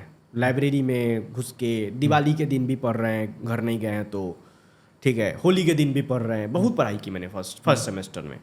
फर्स्ट सेमेस्टर में अपने कॉलेज के बच्चों को ही मैं पढ़ाया था। ओके। कुछ बच्चे लेट आए थे स्पॉट राउंड काउंसलिंग से, तो मैंने उनकी बेसिक इलेक्ट्रॉनिक्स की क्लास ली थी, ओके। क्योंकि पीछे हो गया था सिलेबस उनका। तो हमारे टीचर ने बोला तुम क्लास लोगे। कॉलेज की पढ़ाई यहाँ की पढ़ाई से बिल्कुल अलग है। यहाँ तो बच्चे कुछ भी पूछ लेते हैं ना, एक बार कुछ रिपीट ना करो तो स्पैम करने लगता है, रिपीट। हाँ। समझ में नहीं आया, समझ में आ रहा है। वहाँ जितना ज़्यादा सवाल पूछोगे उतने कम नंबर आएंगे। सवाल ये क्या सिस्टम था? सवाल पूछने पर टीचर गुस्सा जाते हैं, सवाल नहीं पूछने देना चाहते हैं। सवाल पूछोगे तो उनको लगता है कि हमें नीचा दिखाने के लिए सवाल पूछ रहा है। ओके। तो मैं टीचरों से लॉजिकल क्वेश्चन करता था और टीचर उसको बुरा मान जाते थे कि क्या और फिर मुझे टारगेट करते थे, क्लास से बाहर निकाल देते थे।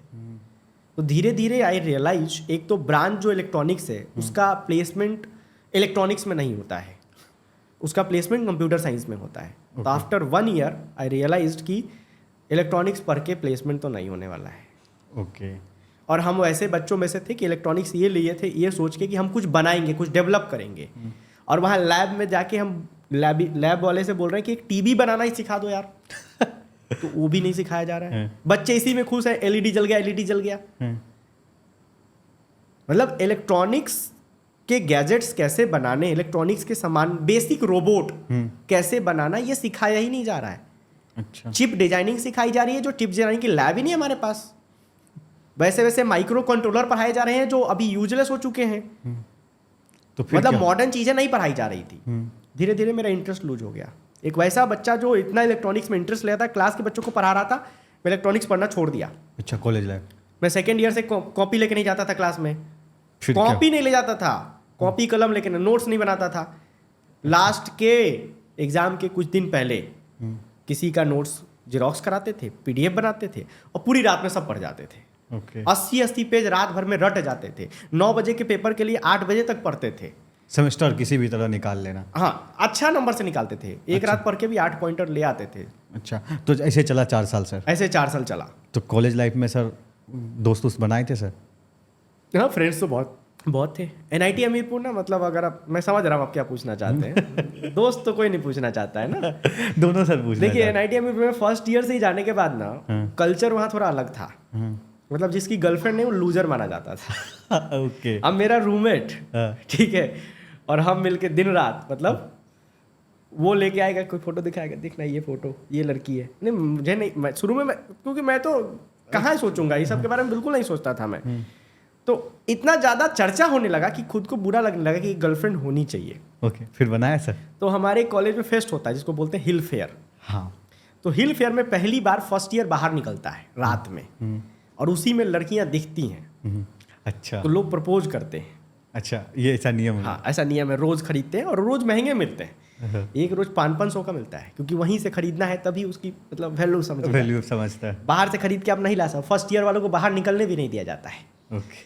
तो अब 500 का रोज तो हम नहीं खरीद सकते थे, किस तरह से 200 का रोज हम खरीदे थे हाँ, और एक लड़की को प्रपोज करने जा रहे थे। हाँ, और नहीं, फर्स्ट ईयर की बात नहीं है ये, फर्स्ट ईयर में हम हिल फेयर में प्रपोज नहीं किए थे किसी को, ओके। कौन सा? सेकेंड ईयर की बात है ये। हाँ। फर्स्ट ईयर में हम एक परफॉर्मेंस दिए थे स्टेज पे, वो मेरा खूब वायरल हो गया था। क्या? आप लोग बिहार के हैं, अब पवन सिंह का एक डायलॉग है कि प्यार चाहे तू केहू और से कर लेकिन तुम्हारा मांग में सिंदूर हम भरब। तो उसको मैंने पूरा स्टोरी बनाया था शायरी करके, मतलब मेरा शायरी वाला वहीं से शुरू हो गया था। अच्छा, क्या शायरी था सर, सुनाइए सर। एक तो उसमें शायरी था कि जब बच्चा जेई की तैयारी करता है तो सोचता है कि खुदा महफूज रखे इन बलाओं से, वकीलों हकीमों और हसीनों की यादाओं से। वाह, टोको डाले। लेकिन जब कॉलेज आता है तो कॉलेज की हरियाली देखता है। मतलब मेरा कॉलेज काफी हरा भरा था, ओके। पहाड़ पे बना हुआ था ना, इंडिया का सेकंड मोस्ट ब्यूटीफुल कैंपस है, बहुत सुंदर कॉलेज, बहुत ब्यूटीफुल कॉलेज। इतना पता था पहले कि सर ये कैंपस बहुत। अब पहाड़ों से लगाव था, मतलब लगाव का मतलब कि ड्रीम था मेरा पहाड़ों में जाना, देखते रहते थे कि पहाड़ पे जाना है, तो इसलिए भी मैंने NIT हमीरपुर सेलेक्ट किया। हाँ, फिर प्रपोज पे आते से।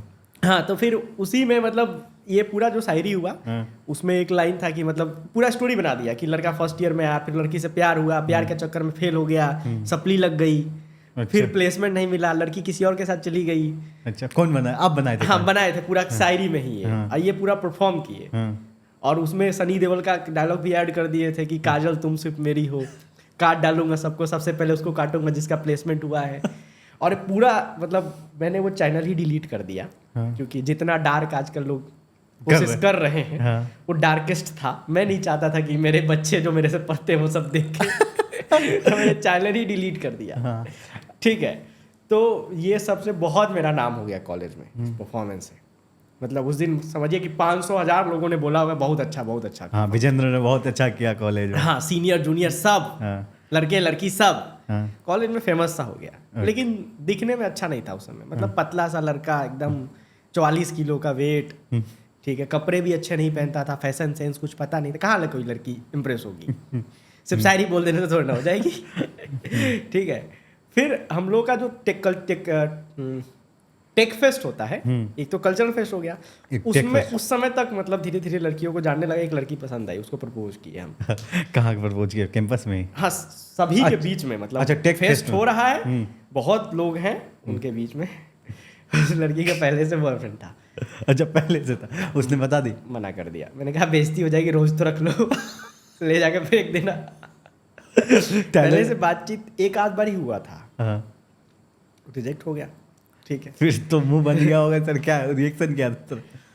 कुछ नहीं, मतलब मुंह तो बनेगा ही। ठीक है, फिर मैंने अपने दोस्त को कॉल किया जो IIT गुवाहाटी में था, वो 1 साल पहले ही चला गया था, उसका पहली बार में ही हो गया था। ओके। तो उसको बताया ऐसा ऐसा किया मैंने। सब अपने दोस्त के साथ शेयर ही करता। हाँ, फिर उसके बाद फिर मूव ऑन, आगे बढ़े। कुछ दिन तक लगे रहे, कोशिश किए, कुछ दिन तक रिजेक्ट होने के बाद भी लगे रहे। ठीक है, कॉलेज में बहुत एक्टिव था मैं। फर्स्ट ईयर में ही मैं वर्कशॉप ऑर्गेनाइज कराया था अपने दम पे, और DST गवर्नमेंट ऑफ इंडिया के साइंटिस्ट को बुला के हैम रेडियो का वर्कशॉप कराया था। हैम रेडियो पे ज़्यादा मैं नहीं जाऊंगा, नहीं तो पॉडकास्ट लंबा हो जाएगा। हैम रेडियो एक काफ़ी लाइफ सेविंग डिवाइस होती है। जब अर्थक्वेक भी आ जाए, कुछ भी हो जाए, उस पर आप कम्युनिकेट कर सकते हैं, बात कर सकते हैं उसके थ्रू, और वो किसी अरे गरे को नहीं मिलता है, उसके लिए एग्जाम निकालना पड़ता है। ओके, कॉलेज टाइम में? कॉलेज टाइम तो मतलब आप कभी भी एग्जाम दे सकते हैं, इलेक्ट्रॉनिक्स का एग्जाम होता है। तो उसका मैंने वर्कशॉप कराया गवर्नमेंट ऑफ इंडिया के साइंटिस्ट को बुला के कॉलेज। ओके, कॉलेज में फर्स्ट ईयर में डायरेक्टर के सामने जाके खड़े होकर बात किया कि वर्कशॉप कराना है। ठीक है, डायरेक्टर को मेल कर दिया, फर्स्ट ईयर में बात किया, वर्कशॉप करवाया। उसमें भी हमारे एक 4th ईयर के सीनियर ने हेल्प किया, वर्कशॉप हो गया। तो उस वर्कशॉप में भी वो लड़की आई। ठीक है, तो मतलब कोशिश जारी रहा। तो बहुत तगड़ा इंप्रेशन नहीं, मतलब उस सबसे कुछ नहीं हुआ, कुछ नहीं हुआ। ठीक, कुछ भी नहीं हुआ। और भी बहुत सारे कंपटीशंस कराए, गूगल के कंपटीशन कराए, तो और इम्प्रेस हो जाए, नहीं हुई। ठीक है, अच्छा, जो भी कर रहे थे लगता है उनको इम्प्रेस करने के लिए सर? नहीं, ऐसा नहीं, मतलब तो हेड में तो बाई प्रोडक्ट रहता था। ठीक है, मेन तो फोकस आता कॉलेज में कुछ करना है। फिर सेकेंड ईयर में गए, सेकेंड ईयर में या थर्ड ईयर में गए जब, ठीक है, तो वहाँ पे एक फंक्शन हो रहा था कॉलेज में फ्रेशर्स के लिए। तो उसमें मैं भीगते हुए ऐसे पहुँच गया, एकदम बिहारी शर्ट पहने हुए, एकदम अभी जैसे ना बहुत सारे लोग उस समय काफ़ी चिपका हुआ शर्ट का ट्रेंड चला था। हाँ, थोड़ा टाइट वाला। हाँ, तो वो पहन के और भीगे हुए चल गए। तो मेरा कॉलेज में फंक्शन में रोल होता था फिलर का। फिलर इन द सेंस कि जैसे अब ये कार्यक्रम चल रहा है हमारा और आपका, ये खराब हो जाए हाँ तो ऑडियंस को कैसे इंगेज रखा जाएगा? हाँ उसको ऑडियंस तो कहने लगी 1 2 3 4 ये बंद करो अत्याचार। हाँ तो वैसे ही हुआ था म्यूजिक क्लब का, जो म्यूजिक क्लब होता है उनका कुछ खराब हो गया था, पियानो या जो भी होता है। मुझे अचानक से चढ़ा दिया गया कि शायरी बोलो, इंगेज करो, संभाल के रखो। तो मैंने 2 शायरी बोला था, आपको भी सुनाता हूँ सुनाइए सर। कि तू करती रह मुझसे नफरत, ओके मैं यूं ही महफिल में तुझे बदनाम करता रहूंगा। ओके, उसके याद में लगता है लिखे थे सर आप। अब पूरा सुनिए। हाँ। तू करती रह मुझसे नफरत, मैं यूं ही महफिल में तुझे बदनाम करता रहूंगा। बहुत गुरूर है तुझे अपने नूर पे क्या, तो रख ले अपनी रोशनी अपने पास, मैं खुद को जला के रोशन और शाम करता रहूं। वाह वाह, क्या बात है। अब फर्स्ट ईयर वाले पूरा फैन हो गए। एक और था उसमें कि रोता हुआ दिन और सुलगती हुई शाम कहूंगा, जो भी कहूंगा आंसुओं के साथ कहूंगा, शायरे दर्द हूं मैं दर्द की ही बात कहूँ। और NIT हमीरपुर का ऑडिटोरियम बहुत अच्छा है, उसमें बोलने में बहुत मजा आता था। मुझे उसी रात में 2 लड़कियों का प्रपोजल आया। अच्छा, दूसरे लड़कियों का? हाँ, फर्स्ट ईयर का। हाँ। और दोनों क्लास एक ही रूम में रहती थी। दोनों को पता नहीं था कि एक ही लड़के को प्रपोज कर रहे हैं। कैसे वो लोग नंबर कैसे निकाल ली?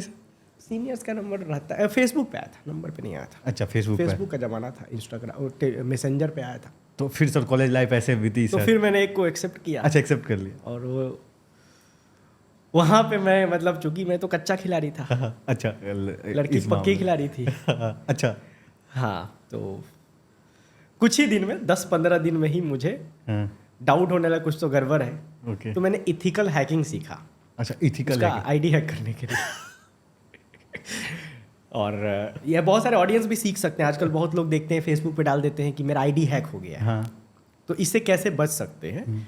तो there is term called cyber security में एक टर्म होता है फिशिंग। हाँ। तो फिशिंग पेज बनाया जाता है। फिशिंग पेज डुप्लीकेट पेज होता है। ओके। जिस देखने में फेसबुक जैसा ही लगेगा, आपको लगेगा फेसबुक का है, आप उसमें यूजर आईडी पासवर्ड डाल दोगे, मैं आपको लिंक भेजूंगा, पेज लाइक कर दो। हाँ। और लाइक तो करते सर वहाँ आपको आप डालोगे अपना यूजर आईडी पासवर्ड, मेरे पास आ जाएगा, मैं ले लूंगा डेटा। अच्छा। तो मैंने किसी और का नहीं किया, ठीक है, अपने सिर्फ उधर का किया, हक बनता था। हाँ। ठीक है। और क्यों खुद से प्रपोजल आया था, कभी मिले नहीं थे, कॉलेज में ही थे, फर्स्ट ईयर वालों को निकलने नहीं दिया जाता। वो शायरी जो आप बोले थे वहां से उनको? हाँ, बात होता था, बात हुआ, फिर मुझे पता चला कि ये तो मतलब दीदी के एक बॉयफ्रेंड, 2 बेस्ट फ्रेंड, दिल है या बॉयज का हॉस्टल है। फिर मैंने अच्छा इग्नोर करना अलग हट गया उधर से। अच्छा, मतलब ब्रेकअप, आप अभी के भाषा में कह लो, ब्रेकअप कर दिया। ठीक है, आपने अपने साइड से? हाँ, अपने साइड से। आप सोचा नहीं कि एक बार समझाऊं बताऊं कि चलो? नहीं, मतलब वो मेरी लीग से बिल्कुल अलग था ना। मैं कहाँ यहाँ सीधा साधा लड़का, हाँ। मैं यहाँ ऐसे सपने देख रहा हूँ कि उसको मंदिर ले जाऊंगा। हम लोग बिहार के लड़के क्या सोचते हैं कि गर्लफ्रेंड को मंदिर ले जाएंगे, हाँ, यार पूजा पाठ करेंगे। तो कैसे हो सकता था? ठीक है, कोई मेल ही नहीं था। तो वहाँ से फिर अलग हो गए। फिर 3rd ईयर में हमारे कॉलेज हमारे एक टीचर ने बोला कि स्टार्टअप करते हैं। वहाँ से स्टार्टअप शुरू हुआ, थोड़ा प्रोफेशनल लाइफ पे आते हैं। ओके, स्टार्टअप वहाँ से शुरू? हाँ, स्टार्टअप शुरू हुआ और हमारे स्टार्टअप को इनोग्रेट किया हिमाचल के एजुकेशन मिनिस्टर। क्या स्टार्टअप था सर आपका? आते हैं उस पर भी। और अनुराग ठाकुर, सब लोग जानते हैं अनुराग ठाकुर जी। तो अनुराग ठाकुर सर ने और हिमाचल के एजुकेशन मिनिस्टर ने इनोग्रेट किया। पूरे हिमाचल में न्यूज़ में मैं छा गया। ओके, उस टाइम पे? हाँ, आज भी आप लोग सर्च करेंगे तो NIT Vijender Kumar, NIT Hamirpur startup या कॉलेज तलाश हम लोगों ने नाम रखा था। ओके, स्टार्टअप का? College Talash counselling related startup था। ओके। और वो इंस्पायर्ड था एक लड़की की स्टोरी से। वो बिहार के झारखंड में एक कॉलेज है, उसको कॉलेज मिला था जोसा काउंसलिंग से, और वो मेटलर्जी मिला था लड़की को। लड़की के लिए मेटलर्जी ब्रांच ऐसे भी अच्छा नहीं होता है। ओके। लेकिन उसकी जो रैंक थी उस पर हमारे सर को लगा कि इसको IIIT मिल सकता है, बेहतर कॉलेज मिल तो उन्होंने मेरे से कनेक्ट करवाया। मैंने उसका काउंसलिंग किया और उसको IIIT ऊना मिला। IIIT ऊना का क्लास NIT हमीरपुर में चलता था। ओके। आज वो लड़की अपने लाइफ में बहुत अच्छा कर रही है। तो मैं उसके पोस्ट देखता हूँ, बहुत अच्छा लगता है। और वो मतलब सैमसंग या किसी बड़े कंपनी में सॉफ्टवेयर डेवलपर है। ओके। उसकी लाइफ बदल दी। तो वहाँ से इंस्पायर्ड हुए कि बच्चों इतना मेहनत करते हैं। आप देखते हैं बच्चे JEE मेन की तैयारी करने के लिए कितना मेहनत करते हैं, बहुत मेहनत करते हैं। और इतना मेहनत करने के बाद भी जो रैंक है उस पर जो डिजर्व करता है वो कॉलेज ना मिल पाए तो ये मेहनत बेकार है। बिल्कुल। लेकिन इस पर किसी का फोकस नहीं है। सारे कोचिंग वाले सिर्फ पढ़ाने पे लगे हुए हैं। बच्चा का रिजल्ट आ गया, रैंक दिखा दिया, रैंक छाप दिया, मतलब ही नहीं है। बच्चा जहाँ जाना है जाए, अब तो करने लगा सर, कोचिंग वाले भी कोचिंग वाले भी अब हेल्प कर रहे हैं, अच्छी बात है, बहुत अच्छी बात है, पर उस समय नहीं था। तो उससे इंस्पायर्ड होके और एक वो कंपनी खुली थी कि इसमें हम लोग बच्चों की काउंसलिंग करेंगे और कॉलेजेस की लिस्ट दिखाएंगे अपने वेबसाइट पे, इसलिए नाम रखा गया था कॉलेज तलाश। अच्छा, रिलेटेबल। बट यहाँ पर जो भी बच्चे स्टार्टअप करना चाहते हैं उनको मैं यहाँ पे सलाह देना चाहूँगा। तो उस समय ही हम लोगों ने प्राइवेट लिमिटेड कंपनी रजिस्टर्ड की, ओके, फ्यूचर तलाश एजू सर्विसेज के नाम से। पटना में ही रजिस्टर्ड हुआ क्योंकि वो दूसरे पार्टनर पटना के थे, उनका रोल था कि वो फंड इन्वेस्टर हैं, पैसे लगाएंगे। क्योंकि नाम इतना बड़ा हो गया था ना कि मुझे मेरे कॉलेज के सीनियर बहुत कांटेक्ट करने लगे फंडिंग के लिए। मुझे एक कॉलेज के सीनियर 30 लाख का ऑफर दिया 10% इक्विटी पे। ओके, उस समय कंपनी कोई वर्थ नहीं थी, बट हमारे जो दूसरे उनको उसका फ्यूचर दिख रहा था कि बहुत दूसरे पार्टनर थे, नाम हो गया था ना, नाम इतना हो गया था ना, पब्लिसिटी। अनुराग ठाकुर ने ट्वीट किया था। अच्छा, हाँ, ट्वीट किया था, मुझे टैग, मतलब मैंने साइड ट्वीट किया था, उस पर रिप्लाई किया था, उसको रीट्वीट किया था रिप्लाई करते, मुझे टैग करते हुए, ऐसा कुछ था। तो और हर जगह पेपर में, हमारे गांव में भी आया था, छपरा के किसान का बेटा बना सीईओ, खूब न्यूज में, बिहार में भी, हर जगह हाईलाइट हुआ, हर जगह पूरा हाईलाइट हुआ। तो फिर सर आपको ये टर्निंग पॉइंट कैसे आया सर? जैसे आप वहाँ पे एक स्टार्टअप कर रहे हैं, तो स्टार्टअप में जब 30 लाख का फंडिंग मिला, बहुत बड़ी बात होती है। हमारे जो पार्टनर थे वो कहे कि पैसे लेने की जरूरत नहीं है, 10% हम इक्विटी नहीं देंगे, मैं ही पूरा पैसा लगाऊंगा। अच्छा, वो हमारी partner बहुत से। बड़ी गलती थी। आगे चल के जैसे ही इन्वेस्टमेंट बढ़ा वो पीछे हट गए, कंपनी बंद हो गई। अच्छा, जो पार्टनर था साथ में, तो उसमें कुछ ऐसा सिस्टम नहीं होता जैसे कोई स्टार्टअप आज हम दोनों मिलके कर रहे हैं सर, लेट्स से मेरा पार्टनर मेरे साथ कंटिन्यू करना नहीं चाह रहा है, तो अलग नहीं हो सकते कुछ? ये डिपेंड करता है कि आपकी सोच कैसी है।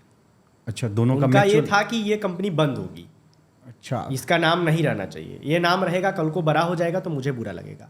तो वो भी चैनल, यूट्यूब चैनल मैं 2018 से ही पढ़ाना चालू कर दिया था, ओके। वो चैनल डिलीट करना पड़ा हमें। अच्छा, उस कंपनी को यदि स्टेबल करना है तो दोनों का म्यूचुअल अंडरस्टैंडिंग होना चाहिए। हाँ, बट ऐसे मतलब, और एक मैं मेजर प्रॉब्लम कहूँगा, वो मेरे सर गुरुजी रह चुके हैं, मैथ पढ़ाया उन्होंने, आज भी मेरे उनसे बहुत अच्छे रिलेशंस हैं। तो मैं नहीं कहूँगा कि वो गलत थे, इट्स अबाउट अंडरस्टैंडिंग। जिस तरह से एक शादी की जाती है ना, तो सब कुछ सोच के किया जाता है। बिल्कुल सर। सिर्फ ये सोच के नहीं किया जाता है कि लड़की देखने में अच्छी है, मेरे साथ हंस के बात कर रही है, नहीं, वाइब्स मैच कर रहा है। सिर्फ वाइब्स मैच करने से सारी शादी चीज़ नहीं सक्सेसफुल नहीं होती है, हर कॉम्पिटिबिलिटी देखनी पड़ती है। तो जब आप स्टार्टअप भी कर रहे हैं तो आपको कॉम्पिटिबिलिटी देखनी पड़ेगी। उनके और मेरे एज में बहुत गैप था। अच्छा, मैं मॉडर्न तरीके से सोचता था, टेक्नोलॉजी, क्योंकि उस समय तक मैं पढ़ाता नहीं था, मैं कोडिंग करता था, मैं कोडर था। ओके, मेरी कोडिंग की वेबसाइट थी, मेरे कोडिंग की वेबसाइट से मेरे कॉलेज की लड़कियां कोड सॉल्व करके जॉब ली थी, प्लेसमेंट ली थी। मैं कल ही परसों अपना वो कोडिंग का वेबसाइट खोला था, मुझे बहुत याद आ रहा था कोडिंग का। ओके, तो मतलब कॉलेज में बहुत एक्सप्लोर किया था, मुझे वेबसाइट बनाने आता था, ऐप बनाने आता था, कोडिंग आती थी, जो कॉम्पिटिटिव प्रोग्रामिंग होती है। गीक्स फॉर गीक्स पे मेरी अच्छी रैंकिंग थी, अच्छा रैंक था मेरा। तो वहाँ से वो कंपनी बंद हो गई। जैसे कंपनी बंद होगी तो फिर आप क्या किए सर? दूसरी कंपनी शुरू, फिर दूसरी कंपनी मेरे साथ जो और कॉलेज के लड़के थे, जो मेरे जूनियर्स थे, उसमें एक लड़की भी थी। इन 3 लोगों को मिला के हम लोगों ने दूसरी कंपनी शुरू की। क्या काउंसलिंग के लिए ही सर? सेम नाम चेंज कर दिया, करियर कैप्सूल के नाम से शुरू किया। अच्छा, कॉन्सेप्ट सेम, और यूट्यूब चैनल पे और अच्छे से काम करना चालू किया। ये कौन सा ईयर का बात है सर? ये 19 का 1 साल चला वो कंपनी, कॉलेज तलाश 19 में ये हो गया। अच्छा, फिर 19-20 इसको चला है सर? हाँ, फिर कंपनी चली, मैं उसमें पढ़ाता रहा, बीच में होम ट्यूशन भी मिला। मेरा टीचिंग करियर मेनली देखा जाए तो होम ट्यूशन से शुरू हुआ। नहीं तो मुझे टीचिंग में जाने का ऐसे मन नहीं था। ओके, मैं अपने चैनल पे केमिस्ट्री पढ़ा देता था क्योंकि ज़रूरत था। अच्छा, उसी टाइम पे आप होम ट्यूशन भी पढ़ाना हाँ, चाहिए? होम ट्यूशन ऐसे मिला कि मेरे कॉलेज की एक मैम है, कॉलेज में बहुत सारे टीचर मिले जिन्होंने मेरा पैर खींचने का बहुत कोशिश किया। ओके, इस वजह से मुझे क्लास से बाहर करते थे, फेल करने की धमकी देते थे कि मैं स्टार्टअप करता था। उनको लगता था बिजनेस करना गुनाह है। लेकिन कॉलेज की एक मैम थी, गार्गी खन्ना मैम, ओके, उन्होंने बहुत सपोर्ट किया, अच्छा, हर ये तरह से सब- सपोर्ट ये किया। आपसे सुनने के बाद रियलिटी में ये सब होता है सर? मैं बिलीव नहीं करता हूँ कि मुझे लगता है कि सब सपोर्ट करते मैं हैं। फोन में लिखता था कि आज मेरे साथ इस टीचर ने ऐसा किया। एक साउथ का टीचर था, वो मेरे साथ बहुत पीछे पड़ा हुआ था, और उसका दुख यही था कि ये स्टार्टअप काहे कर रहा है। इतना फेमस जब आप हो जाते हो ना तो हर कोई आपके पीछे पड़ जाता है। ओके, ये आगे क्यों अगर बढ़ रहा वही स्टार्टअप में चुपके करता ना, इतना न्यूज में नहीं आता तो किसी को दुख नहीं होता।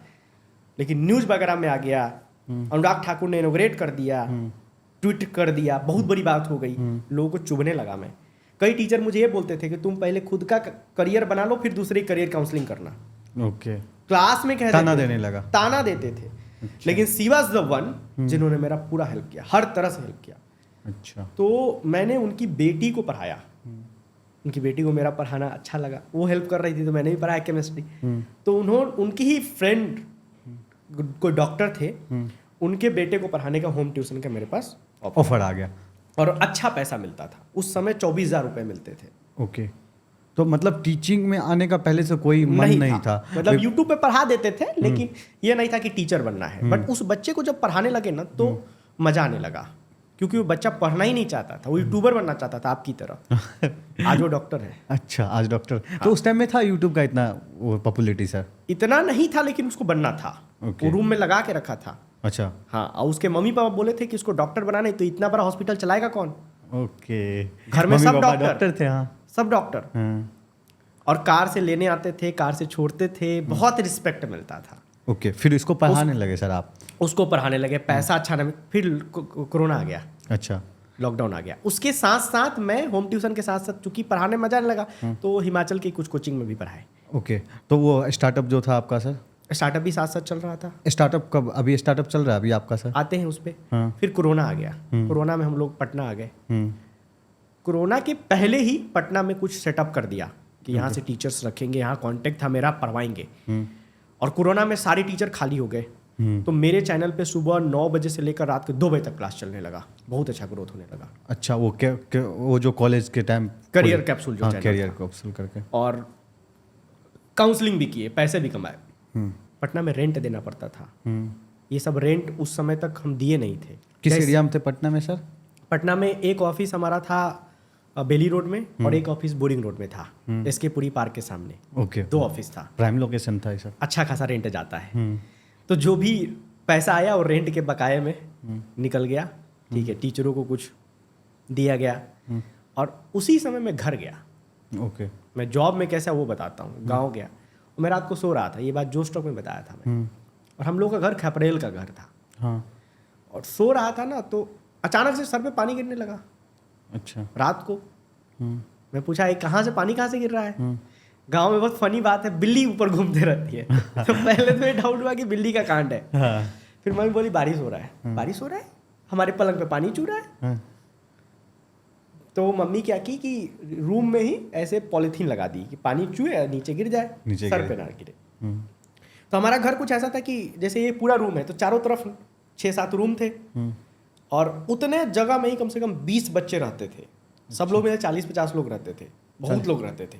अच्छा, ज्वाइंट फैमिली था सर? ज्वाइंट फैमिली, सब अलग अलग, लेकिन घर एक ही साथ, आंगन एक। ऐसा वाला, समझ गया। चापाकल से पानी चला के बर्तन धो रहे हैं, वॉशरूम नहीं है, दूर जा रहे हैं, ऐसा वाला गांव, ऐसा वाला परिवेश।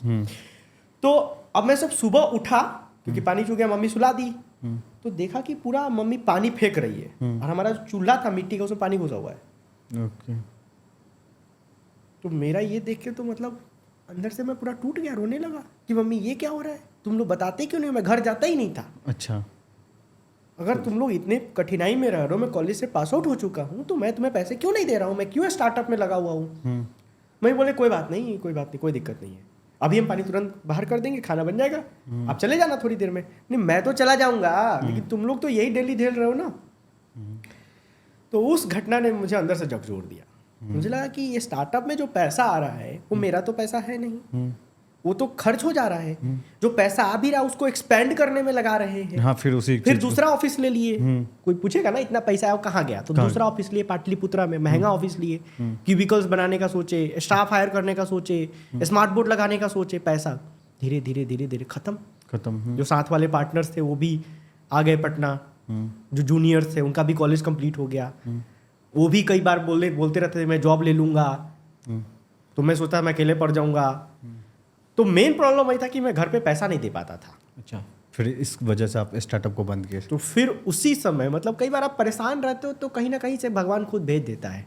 हाँ, कोई आपको मार्गदर्शन कर देगा। तो मुझे अनअकैडमी का ऑफर आया उसी समय से। अच्छा, उसी टाइम पे? उस समय साथ साथ में सुपर 30 का पार्टनर भी था। ओके। सुपर 30 जिसमें मैं पढ़ा था वो कोरोना में बंद हो गया था। ओके। तो उसको रिवाइव करवाया। अच्छा, पार्टनर के गांव घूमे, वो जो सर थे उन्होंने ऑफर किया कि इसको मिलके शुरू करते हैं। तो अच्छा, फिर सुपर 30 में आप मुझे ठीक ठाक शेयर्स थे मेरे पास, उसको रीस्टार्ट करवाया। ठीक है, बट सुपर 30 में भी मेरे हिसाब से चीज़ें चल नहीं रही थी।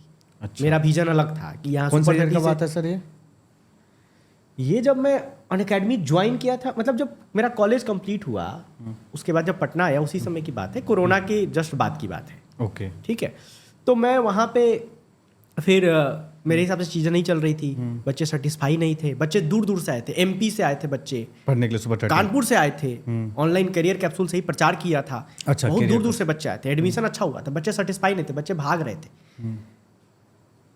तो मुझे लगा कि जिस विजन से मैं सुपर 30 में जुड़ा हूँ कि रिजल्ट हो, वो नहीं हो पाएगा। वो नहीं हो पाएगा। फिर और आप- साथ साथ फैमिली प्रॉब्लम चली रही थी, साथ साथ ये भी चल रहा था कि जो मेरे पार्टनर्स थे वो कह रहे थे कि मैं छोड़ के जाने वाला हूँ कंपनी, वो अपना जॉब देख रहे थे, मेरे घर की प्रॉब्लम अलग थी। उसी समय मैं जॉब मांगने के लिए, हम लोग कॉलेजेस में एडमिशन कराते थे, कॉलेज में चला गया कि मुझे जॉब दे दो।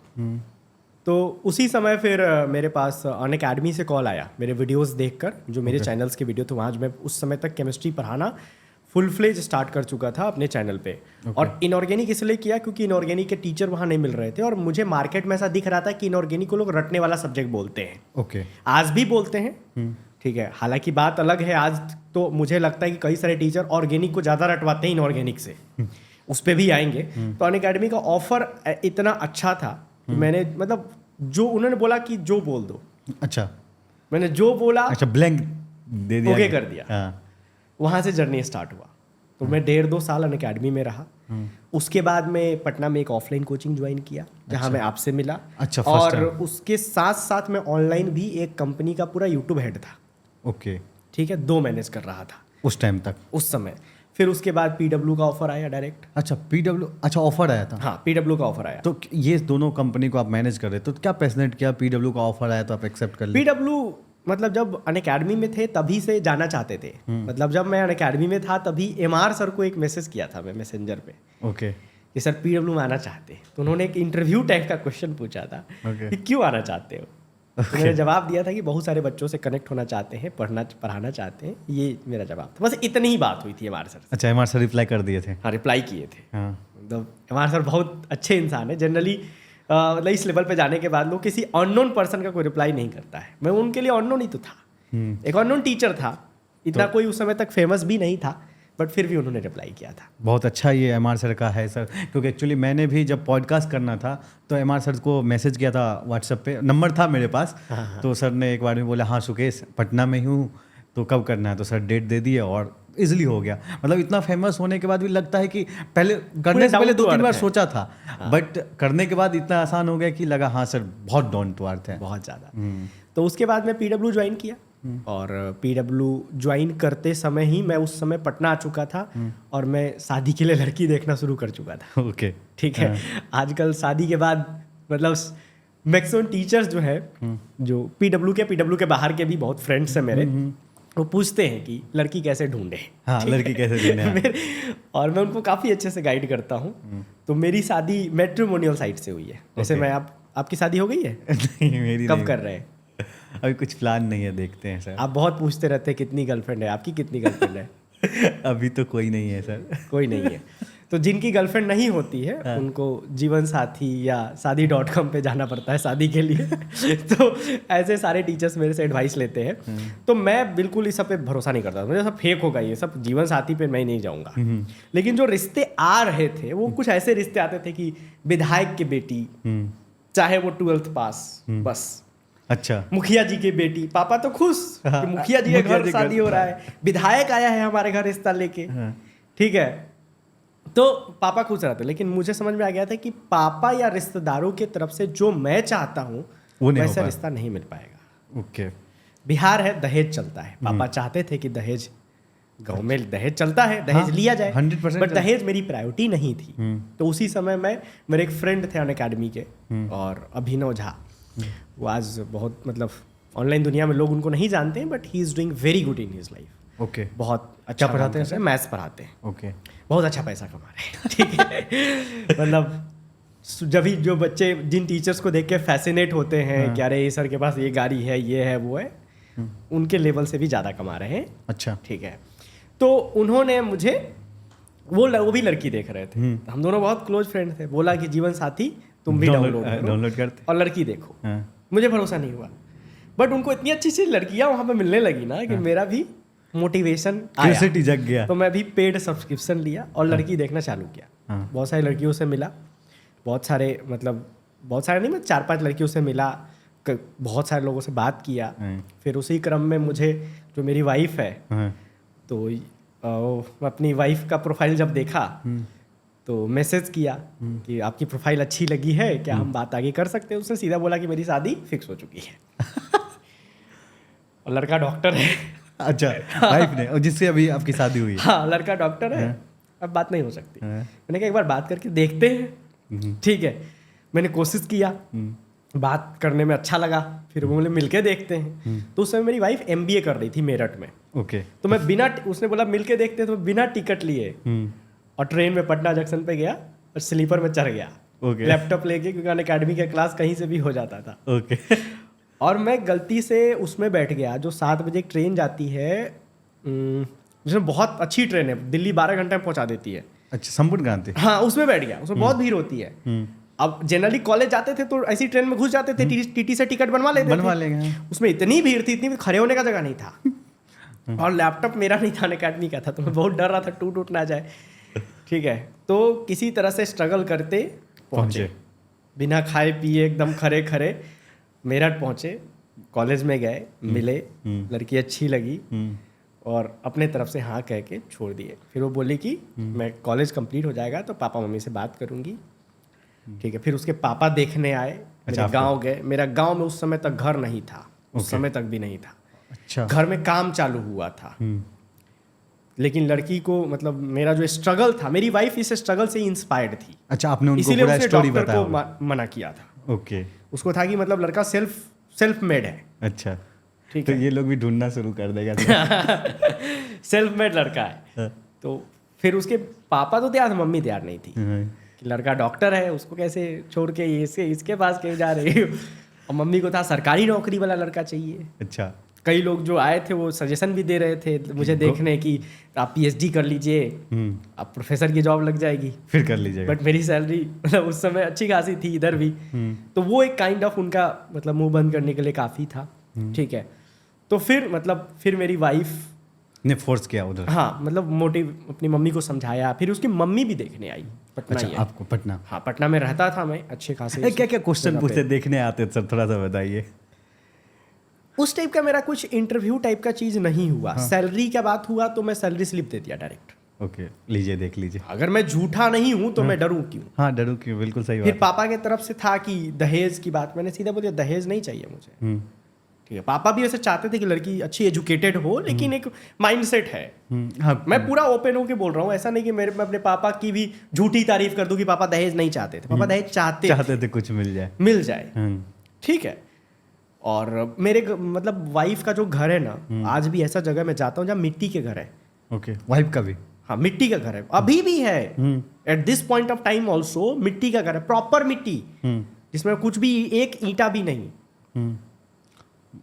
सड़क ऐसी है कि मेरी गाड़ी फंस जा रही है। मिट्टी का कैसे घर? अच्छा, ईंट नहीं है? नहीं, पूरा मिट्टी, जो पुराने जमाने टाइप का घर। अच्छा, अभी कंप्लीट आज के टाइम पे भी। बट मुझे इन चीजों से मतलब ही नहीं था ना कि मेरे वाइफ का घर कैसा है। कौन सा? यूपी में है। अच्छा, चंदौली डिस्ट्रिक्ट में। ओके, पहले का बना हुआ है कि इधर बना? पहले का ही बना हुआ है मिट्टी का घर। पूरे गांव में मिट्टी का घर है। अच्छा, पूरे गांव में है मतलब? अभी हम लोग बनवा रहे हैं वहाँ का घर। अच्छा, वहाँ का भी आप बनवा रहे हैं? हाँ, क्योंकि मेरी वाइफ सिंगल चाइल्ड है। अच्छा, तो मेरी ही जिम्मेवारी है वहाँ के लोगों का भी ध्यान रखना। अच्छा, इससे आप अट्रैक्ट तो नहीं हुए थे कि सिंगल चाइल्ड है? नहीं, मैं गया ही नहीं था वहाँ। अच्छा, मेरे घर से कोई नहीं गया था। उनका घर देखने, खेत देखने कोई नहीं गया था। ओके, तभी कैसा प्रॉपर्टी उधर का भी आपका होगा अब तो? क्या प्रॉपर्टी उधर का भी आपका होगा? अरे मतलब मैं बोल रहा हूँ ना कि वो हमारा मोटिवेशन था ही नहीं। अच्छा, वो नहीं था मतलब? लेकिन प्रॉपर्टी है। हाँ, अच्छा खासा प्रॉपर्टी है, खेत है, खेत प्रॉपर्टी के नाम पे खेत है। बट सब कुछ बिखरा हुआ है, उन सबको समेटना है। ठीक है, समेट रहे हैं। अच्छा, अब तो यहाँ से मतलब शादी फिक्स हो गई। ठीक है, इंगेजमेंट हुआ पटना में काफ़ी अच्छे तरीके से। और 6 तारीख को इंगेजमेंट हुआ था, 12 तारीख को मैंने PW ज्वाइन किया। इसीलिए मैं बीच में ये शादी वाली स्टोरी लाया। क्योंकि रिलेटेड था, क्योंकि लोग कहते हैं कि वाही बहुत लकी साबित हुई। ओके, क्योंकि मतलब इधर शादी फिक्स हुआ, उधर फिजिक्स वाला में सिलेक्शन। तो क्या सैलरी डबल हो गई थी सर? कैसे? अनअकैडमी छोड़ के फिजिक्स वाले में जा रहे थे तो सैलरी डबल हो गई? नहीं, अच्छा खासा ऑफर मिला फिजिक्स वाला की तरफ से भी, अच्छा पैसा मिला। और आजकल सर कुछ चीज़ें थी जिससे मैं अनअकैडमी से दुखी भी था, कुछ चीज़ों से। और मैं चाहता था कि एक मतलब चेंज भी करना चाहता था उसी समय ऑफर बता सकते हैं सर? मतलब मेरा ये मानना है, मेरी मम्मी कहती है बहुत सारे लोग अनअकैडमी की बुराई करते हैं, मेरे साथ भी कुछ चीज़ें गलत हुई, बट मेरी मम्मी एक बात कहती है कि जो घर बना है ना गांव वाला जिसमें भी हम लोग रहते हैं वो अनअकैडमी के पैसे से बना है। तो जिस कंपनी के पैसे से मेरा घर बना हो उसकी मैं बुराई नहीं कर सकता। ओके। तो इसीलिए मैं वो जो चीज़ें थी आपको नहीं बता पाऊंगा। ओके। क्योंकि मैं मतलब उस टाइप का इंसान हूँ कि मेरे लिए कोई पर्सन अगर थोड़ा सा भी हेल्प करता है ना, पूरे जीवन भर याद रखता हूँ। चाहे वो जॉब के बदले का पैसा था, मैं फ्री में नहीं मतलब फ्री में पैसा नहीं दे रहे थे, मैं काम कर रहा था, पैसा दे रहे थे, लेकिन स्टिल उनके पैसे से मेरा घर बना है। ओके। तो मैं कभी भी उनके बारे में कुछ गलत नहीं बोल सकता हूँ। बिल्कुल सर। समय समय की बात है, पॉलिसी की बात है। उनकी कुछ पॉलिसीज थी जो मुझे नहीं पसंद आ रही। नहीं पसंद। जैसे आज भी उन वहाँ के टीचर्स कॉन्ट्रेक्चुअल जॉब पे होते हैं मैक्सिमम।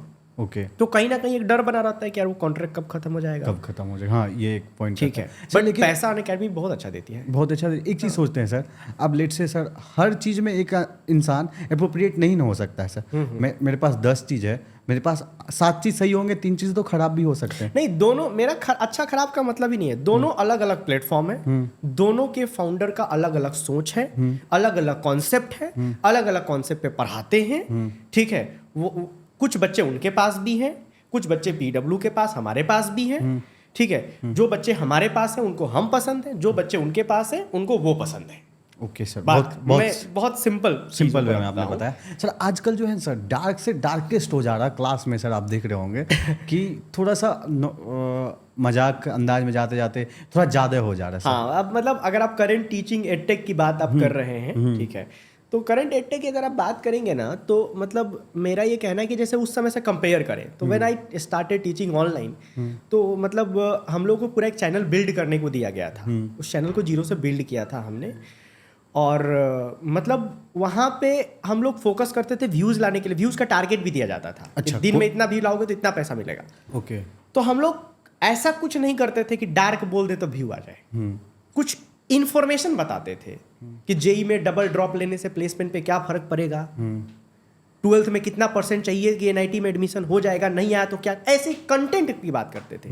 बट अभी मैं देख रहा हूँ ना कि अभी के टाइम पर लोग फेमस होने के लिए, वायरल होने के लिए कंटेंट के अलावा बहुत सारी चीजें कर रहे हैं, और उन चीजों से वो जल्दी फेमस हो जा रहे हैं with respect to those teacher जो कंटेंट पे मेहनत करके पढ़ा रहे हैं।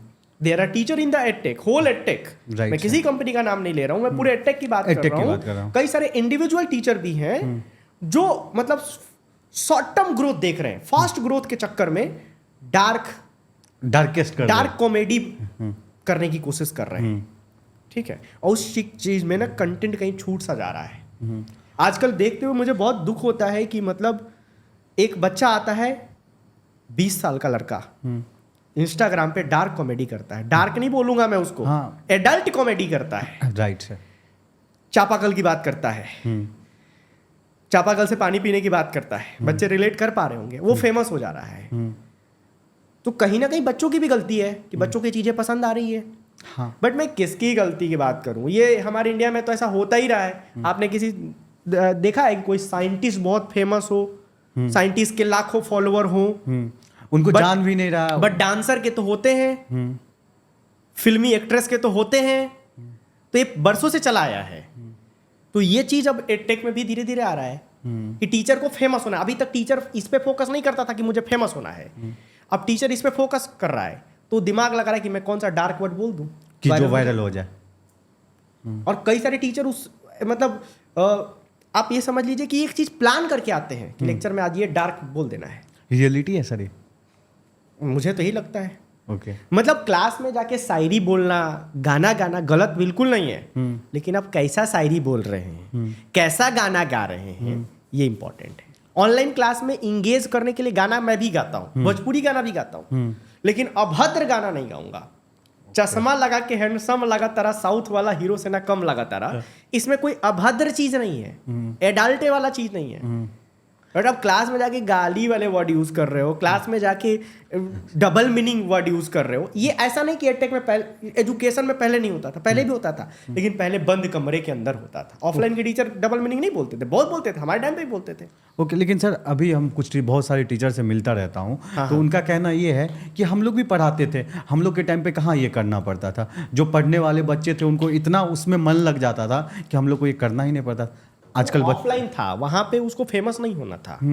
वहां पे टीचर ऑफलाइन में फेमस होता था रिजल्ट से। हाँ, आज टीचर फेमस हो रहा है कि कोई ऐसा बात बोल दो, वो बात एकदम डार्क हो और उस पे मिलियंस ऑफ व्यूज आ जाए, मैं वायरल हो जाऊं। क्या आज मेरे बच्चे ने केमिस्ट्री में 100 में 100 कितने सारे बच्चे लाए मेरे पास, मतलब मैं उन्हीं बच्चों का शेयर भी कर रहा हूँ रिजल्ट जिनके पास मेरा पूरा मार्कशीट आया है। कि बहुत सारे बच्चे, 4-5 बच्चों को तो मैं इंटरव्यू भी ले चुका हूँ। ओके बट ये वीडियो डाल रहा हूँ मैं इंस्टाग्राम पे, 100 में 100 लाने वाला, उस पे 10,000 ही व्यू आ रहा है। हाँ, अभी मैं कोई डार्क चीज कर दूं ना, लाखों व्यू आएगा, मिलियंस में आएगा।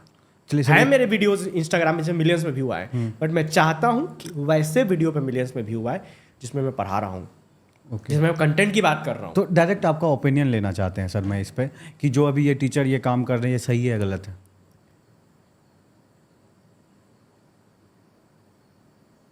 अभी मोदी जी ने एक बात बोला था कि खून और पानी एक साथ नहीं बह सकता है। ये शिक्षा है, और शिक्षा और ये डार्क कॉमेडी एक साथ नहीं चल सकता है। ये डार्क एक दिन डार्केस्ट बनेगा और उसका अंत होगा। अगर टीचर नहीं माने तो एक दिन इतना फैल जाएगा कि पेरेंट्स को अपने बच्चों को ऑनलाइन क्लास करवाने में शर्म आएगी, पेरेंट्स अपने बच्चों को ऑनलाइन क्लास कराने से डरेगा। तो जो लोग भी ये कर रहे हैं कोशिश, मुझे लगता है कि या तो कंट्रोल इन्वायरमेंट में करें, कंट्रोल में करें, या छोड़ दें। और अभी आप देख ही रहे हैं, नीट का पेपर टफ आया, सेकंड क्वेश्चन बोर्ड का पेपर टफ आया। अल्टीमेटली मतलब प्रकृति की नियम है कि खुद ब खुद प्रकृति अपने आप को रिवर्स करती है, बदलाव लाती है। ठीक है, तो ये मुझे लगता है वही हो रहा है कि इतना इजी पेपर आ रहा था कि टीचर लोग हल्के में पढ़ा रहे थे। हाँ। एनसीईआरटी लेवल के भी नहीं पढ़ा रहे थे। मैं कई टीचरों का, जैसे मैं अभी तक इनऑर्गेनिक पढ़ा रहा था, बच्चे प्यार से किंग ऑफ इनऑर्गेनिक कहते हैं, जो भी कहते हैं, बच्चों का प्यार है। मैं इस साल से ऑर्गेनिक भी पढ़ाने जा रहा हूँ। ओके। और मैं इसलिए जा रहा हूँ क्योंकि मुझे दिख रहा है कि टीचर्स यहाँ पे ऑर्गेनिक को इनऑर्गेनिक से ज़्यादा रटवा रहे हैं। ऑर्गेनिक रटवा रहे हैं, ऑर्गेनिक रटने वाला सब्जेक्ट नहीं है, इनऑर्गेनिक भी नहीं है। मैंने इनऑर्गेनिक इसलिए पढ़ाता था मैं कि मैं साबित कर सकूँ कि ये रटने वाला सब्जेक्ट नहीं है। ओके। और मैं नहीं रटवाता हूँ। कैसे इंटरेस्टिंग बनाते थे सर? लॉजिक्स ढूंढता हूँ, फिजिक्स लगाता हूँ। अच्छा, ऐसा नहीं कि मैं गाने गा के उसको इंटरेस्टिंग बनाता हूँ, मैं उसमें फिजिक्स लगाता हूँ, फोर्स की बात करता हूँ, कॉन्सेप्ट ढूंढता हूँ, किताबें पढ़ता हूँ। अब जैसे मान लीजिए मैं आपसे कोई सवाल पूछूं, आपको नहीं पता है, तो आपका सबसे आसान तरीका क्या कह दीजिएगा? एक्सेप्शन है। हाँ नहीं पता है तो हाँ एक्सेप्शन है। तो जिन लोगों को नहीं पता होता है ना, ज़्यादातर वही लोग कहते हैं एक्सेप्शन है। ओके। बुरा लगेगा किसी को, सॉरी बोलता हूँ पहले से ही। मेरे कोई दोस्त भी हैं टीचर, अगर उनको बुरा लग रहा है तो पहले से सॉरी बोल रहा हूँ, बट ये फैक्ट है। अगर आपको एक्सेप्शन लगता है पढ़िए। सर इसमें एक चीज़ मैं रोकना चाहूँगा आपको सर, पेपर जो इस बार टफ आया, बहुत सारे टीचर का कहना है कि 5 साल 7 साल से यही ट्रेंड को फॉलो कर रहा था, हम लोग ने उसी के अकॉर्डिंग पढ़ाया, तो इसमें हमारी क्या गलती है? एनटीए को कुछ उससे पहले सैम्पल पेपर रिलीज करना चाहिए, बताना चाहिए कि इस बार पेपर का डिफरेंस होगा। तो क्या आपका क्या ओपिनियन है सर इस पर? जेईई एडवांस का एग्ज़ाम होता है, एग्ज़ाम के पहले बच्चों को पैटर्न भी नहीं पता होता है कि कितने 1 नंबर वाले कितने मल्टी करेक्ट आएंगे, कितने 4 नंबर वाले सवाल आएंगे, कितने 3 नंबर वाले सवाल आएंगे, फिर भी बच्चे पेपर देते हैं। तो ये मुझे लगता है कि ये बात सही है कि ये कहना टीचरों का सही है कि एक पैटर्न बता देता, बता के टफ लेता, बट कहीं ना कहीं ये सोचिए क्यों हुआ, पेपर टफ क्यों हुआ, उसमें जाइए तो आपको आंसर मिल जाएगा। पिछले साल कितने सारे बच्चों के 720 में 720 आए। हाँ, यही टीचर, सारे टीचर लोग, हम लोग ही कहते थे पेपर टफ आ जाए। मैं बोला था क्लास में ये कि पेपर बहुत टफ आ जाए। तो एनटीए ने भी चाहा ऐसा कि पेपर के लेवल को थोड़ा बढ़ाया जाए। ये क्या मजाक चल रहा है, 720 में 720 इतने सारे बच्चे ला दे रहे हैं, और 720 लाने के बाद उसके जो ड्रीम कॉलेज है वो भी नहीं मिल रहा है। वो भी नहीं मिल रहा है। जबकि वो तो अपना 100% पेपर नहीं मजाक हो जा रहा है ना, तो इसलिए उसने अपना लेवल बढ़ाया। और मुझे लगता है, मैं एक हमेशा बात बोलता हूँ जब भी पेपर टफ आता है, राहत इंदौरी साहब का एक शेर है कि लगेगी आग तो आएंगे घर कई जद में, लगेगी आग तो आएंगे घर कई जद में, मोहल्ले में सिर्फ तुम्हारा मकान थोड़ी है। पेपर टफ है तो सबके लिए है। हाँ। पेपर टफ है तभी 550 और 500 पे आज गवर्नमेंट मेडिकल कॉलेज मिलने की बात हो रही है। तो मेडिकल में तो सबसे अच्छी बात है कि आपको नंबर ऑफ सिलेक्शन जो है फिक्स है, 25 हर जगह फिक्स है। हाँ, फिक्स है। हर एग्जाम में नंबर ऑफ सिलेक्शन फिक्स है। पेपर टफ है इजी है उससे मतलब ही नहीं है। हाँ। और कहीं ना कहीं एनटीए और हमारी जो एजुकेशन इंडस्ट्री है, जो इंडिया के एजुकेशन इंस्टीट्यूट देख रहे हैं, वो आपको इशारा कर रहे हैं कि बेटा कंटेंट पे ध्यान दो। बिल्कुल जो सही। इधर उधर की चीजें हैं, सुंदरता, शायरी, डार्क कॉमेडी, इस पे ध्यान मत दो। इसको देखने में मजा जरूर आएगा। आज मैं देखता हूँ कई सारे मैम लोग के वीडियो पे कमेंट रहता है कि मैं तो आपको सिर्फ देखने आया था। अच्छा, तो बच्चे को भी आगाज कर रहा है कि सुधर जाओ, पढ़ाई पे फोकस करो। No hate to any female teacher, I respect every female teacher, ठीक है, बट मैं कह रहा हूं कि उस टीचर में कंटेंट देखिए। ये कमेंट मत करिए कि टीचर सुंदर है इसलिए वीडियो देखने आए हैं। वो टीचर है, गुरु भगवान का रूप होता है। सबसे पहला कभी भी उस टीचर को उस नज़र से मत देखिए। चलिए सर, एक क्वेश्चन मैं पूछ लेता हूँ सर। ऑफलाइन ऑनलाइन की बात करें, आपको यदि चूज करना होगा अपने बच्चे के लिए तो ऑनलाइन चूज करेंगे या ऑफलाइन, और वाई? मुझे लगता है कि अगर मेरा बच्चा होगा ना, मेरे बच्चे का सक्सेस ऑफलाइन और ऑनलाइन पे डिपेंड नहीं करता है। एक बच्चा ऑफलाइन में भी जाके डेविएट हो सकता है, डिस्ट्रैक्ट हो सकता है, और ऑनलाइन में भी हो सकता है। ऑफलाइन में भी जाके ऐसा हो सकता है क्लास में बैठा हो और लिख ही ना रहा हो, नोट्स ना बना रहा हो, उस गलत संगति में पड़ जाए तो और ज़्यादा बिगड़ जाएगा। तो अब इस ऑनलाइन की दुनिया में, नए मॉडर्न जमाने में, पेरेंट्स का रोल बहुत इंपॉर्टेंट हो गया है कि पेरेंट्स अपने बच्चों की मॉनिटरिंग करें, चाहे वो ऑफलाइन पढ़ रहा हो चाहे ऑनलाइन पढ़ रहा हो। ऑनलाइन पढ़ रहा है तो देखे कि पढ़ रहा है कि लैपटॉप खोल के कुछ और देख रहा है। डेली उसका लैपटॉप चेक करिए आप एज ए पेरेंट्स। सर, मैं आपको यहाँ पे चूज करने का दे रहा हूँ, ऑनलाइन या ऑफलाइन।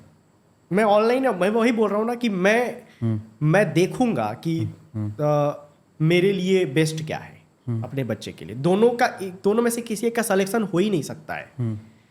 मेरा मानना है कि अगर मेरी बेटी हो या मेरी बेटी है, अभी जो भी ऑडियंस नहीं जानते मैं बताना चाहता हूँ, मेरी बेटी है, अगर मुझे अपनी बेटी को पढ़ाना हो तो मेरे लिए तो अभी ऑनलाइन ही अच्छा है कि मेरी बेटी घर में रहेगी, मेरे सामने रहेगी, मैं भी उसको गाइड करूंगा, देखूंगा कितना पढ़ रही है, नहीं पढ़ रही है। ऑनलाइन में तो डिस्ट्रैक्शन और कम है, फोन खोल के पढ़ रहे हैं, अगल बगल में कुछ और नहीं दिख रहा है। ऑफलाइन में तो इधर सामने पढ़ रहे हैं, बगल से कोई और कुछ इधर कह दे रहा है, उधर कुछ कोई कर दे रहा है। तो ऑफलाइन में तो डिस्ट्रैक्शन इस हिसाब से ज्यादा है। लेकिन अगर मेरी बेटी को लगेगा कि उसको डाउट पूछने में दिक्कत आ रही है, उसको टीचर से पर्सनली बात करके डाउट पूछना है, उतनी ये स्मार्ट नहीं है कि वो ऑनलाइन डाउट से सेटिस्फाई हो सके, उसकी नीड होगी तो मैं ऑफलाइन भी एडमिशन करा दूंगा। तो मेरा मिला जुला आंसर रहेगा इसमें। अच्छा, दोनों, हाँ, जिसको जो पसंद है वो कर सकता है। वो कर सकता है। आज एक क्वेश्चन मैं लेना चाहता हूँ सर। आप टीचर हैं सर, अच्छे टीचर, आप फेमस भी हैं सर। तो कोई यंग बॉयज या हम लोग के एज का कोई टीचर बनना चाहता है तो उनको स्टार्टिंग से बताइए उसको क्या करना चाहिए, कैसे? बहुत बढ़िया सवाल है सुकेश जी। और एडटेक का जिस तरह से, मतलब एडटेक जितनी तेजी से बढ़ रहा है, आज बहुत सारे बच्चे क्लास 12 के बाद ही टीचर बनना शुरू कर रहे हैं और टीचर बनना चाहते हैं। कोई गलत बात नहीं है, बनना चाहिए। और बहुत सारे मेरे NIT हमीरपुर के जूनियर्स भी हैं मेरे कॉलेज के, जो ये आजकल कंपेयर कर रहे हैं कि सर IT सेक्टर में जाएं कि एडटेक में जाएं, क्योंकि इधर की जो लाइफ स्टाइल है ना, वो फैसिनेट कर रही है, मोटिवेट कर रही है कि टीचर कार से घूम रहा है, BMW कार से घूम रहा है, घर खरीद रहा है, गाड़ी खरीद रहा है, मालदीव जा रहा है, गोवा जा रहा है, सेलिब्रिटी बन गया है, बच्चे ऑटोग्राफ ले रहे हैं। तो कहीं ना कहीं बच्चे ये सब चीज़ देखकर इधर आ रहे हैं। बट आने से पहले जान लेना अच्छे तरीके से बहुत जरूरी है कि आपको इधर ब्राइट साइड दिख रहा है, डार्क साइड भी जानना जरूरी है।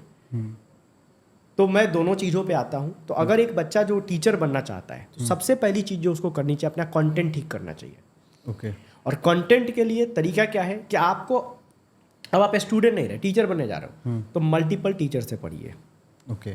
जब आप स्टूडेंट हैं मैं बोलूँगा एक टीचर से पढ़िए, लेकिन जब आप टीचर बनने जब मल्टीपल टीचर से पढ़िए, सभी लोगों का कंटेंट देखिए, किताबें पढ़िए, एनसीईआरटी पढ़िए, खुद का नोट्स बनाइए और पढ़िए, और उसका साथ साथ वीडियो बना के डालिए, अपना चैनल एक खोल लीजिए। ओके।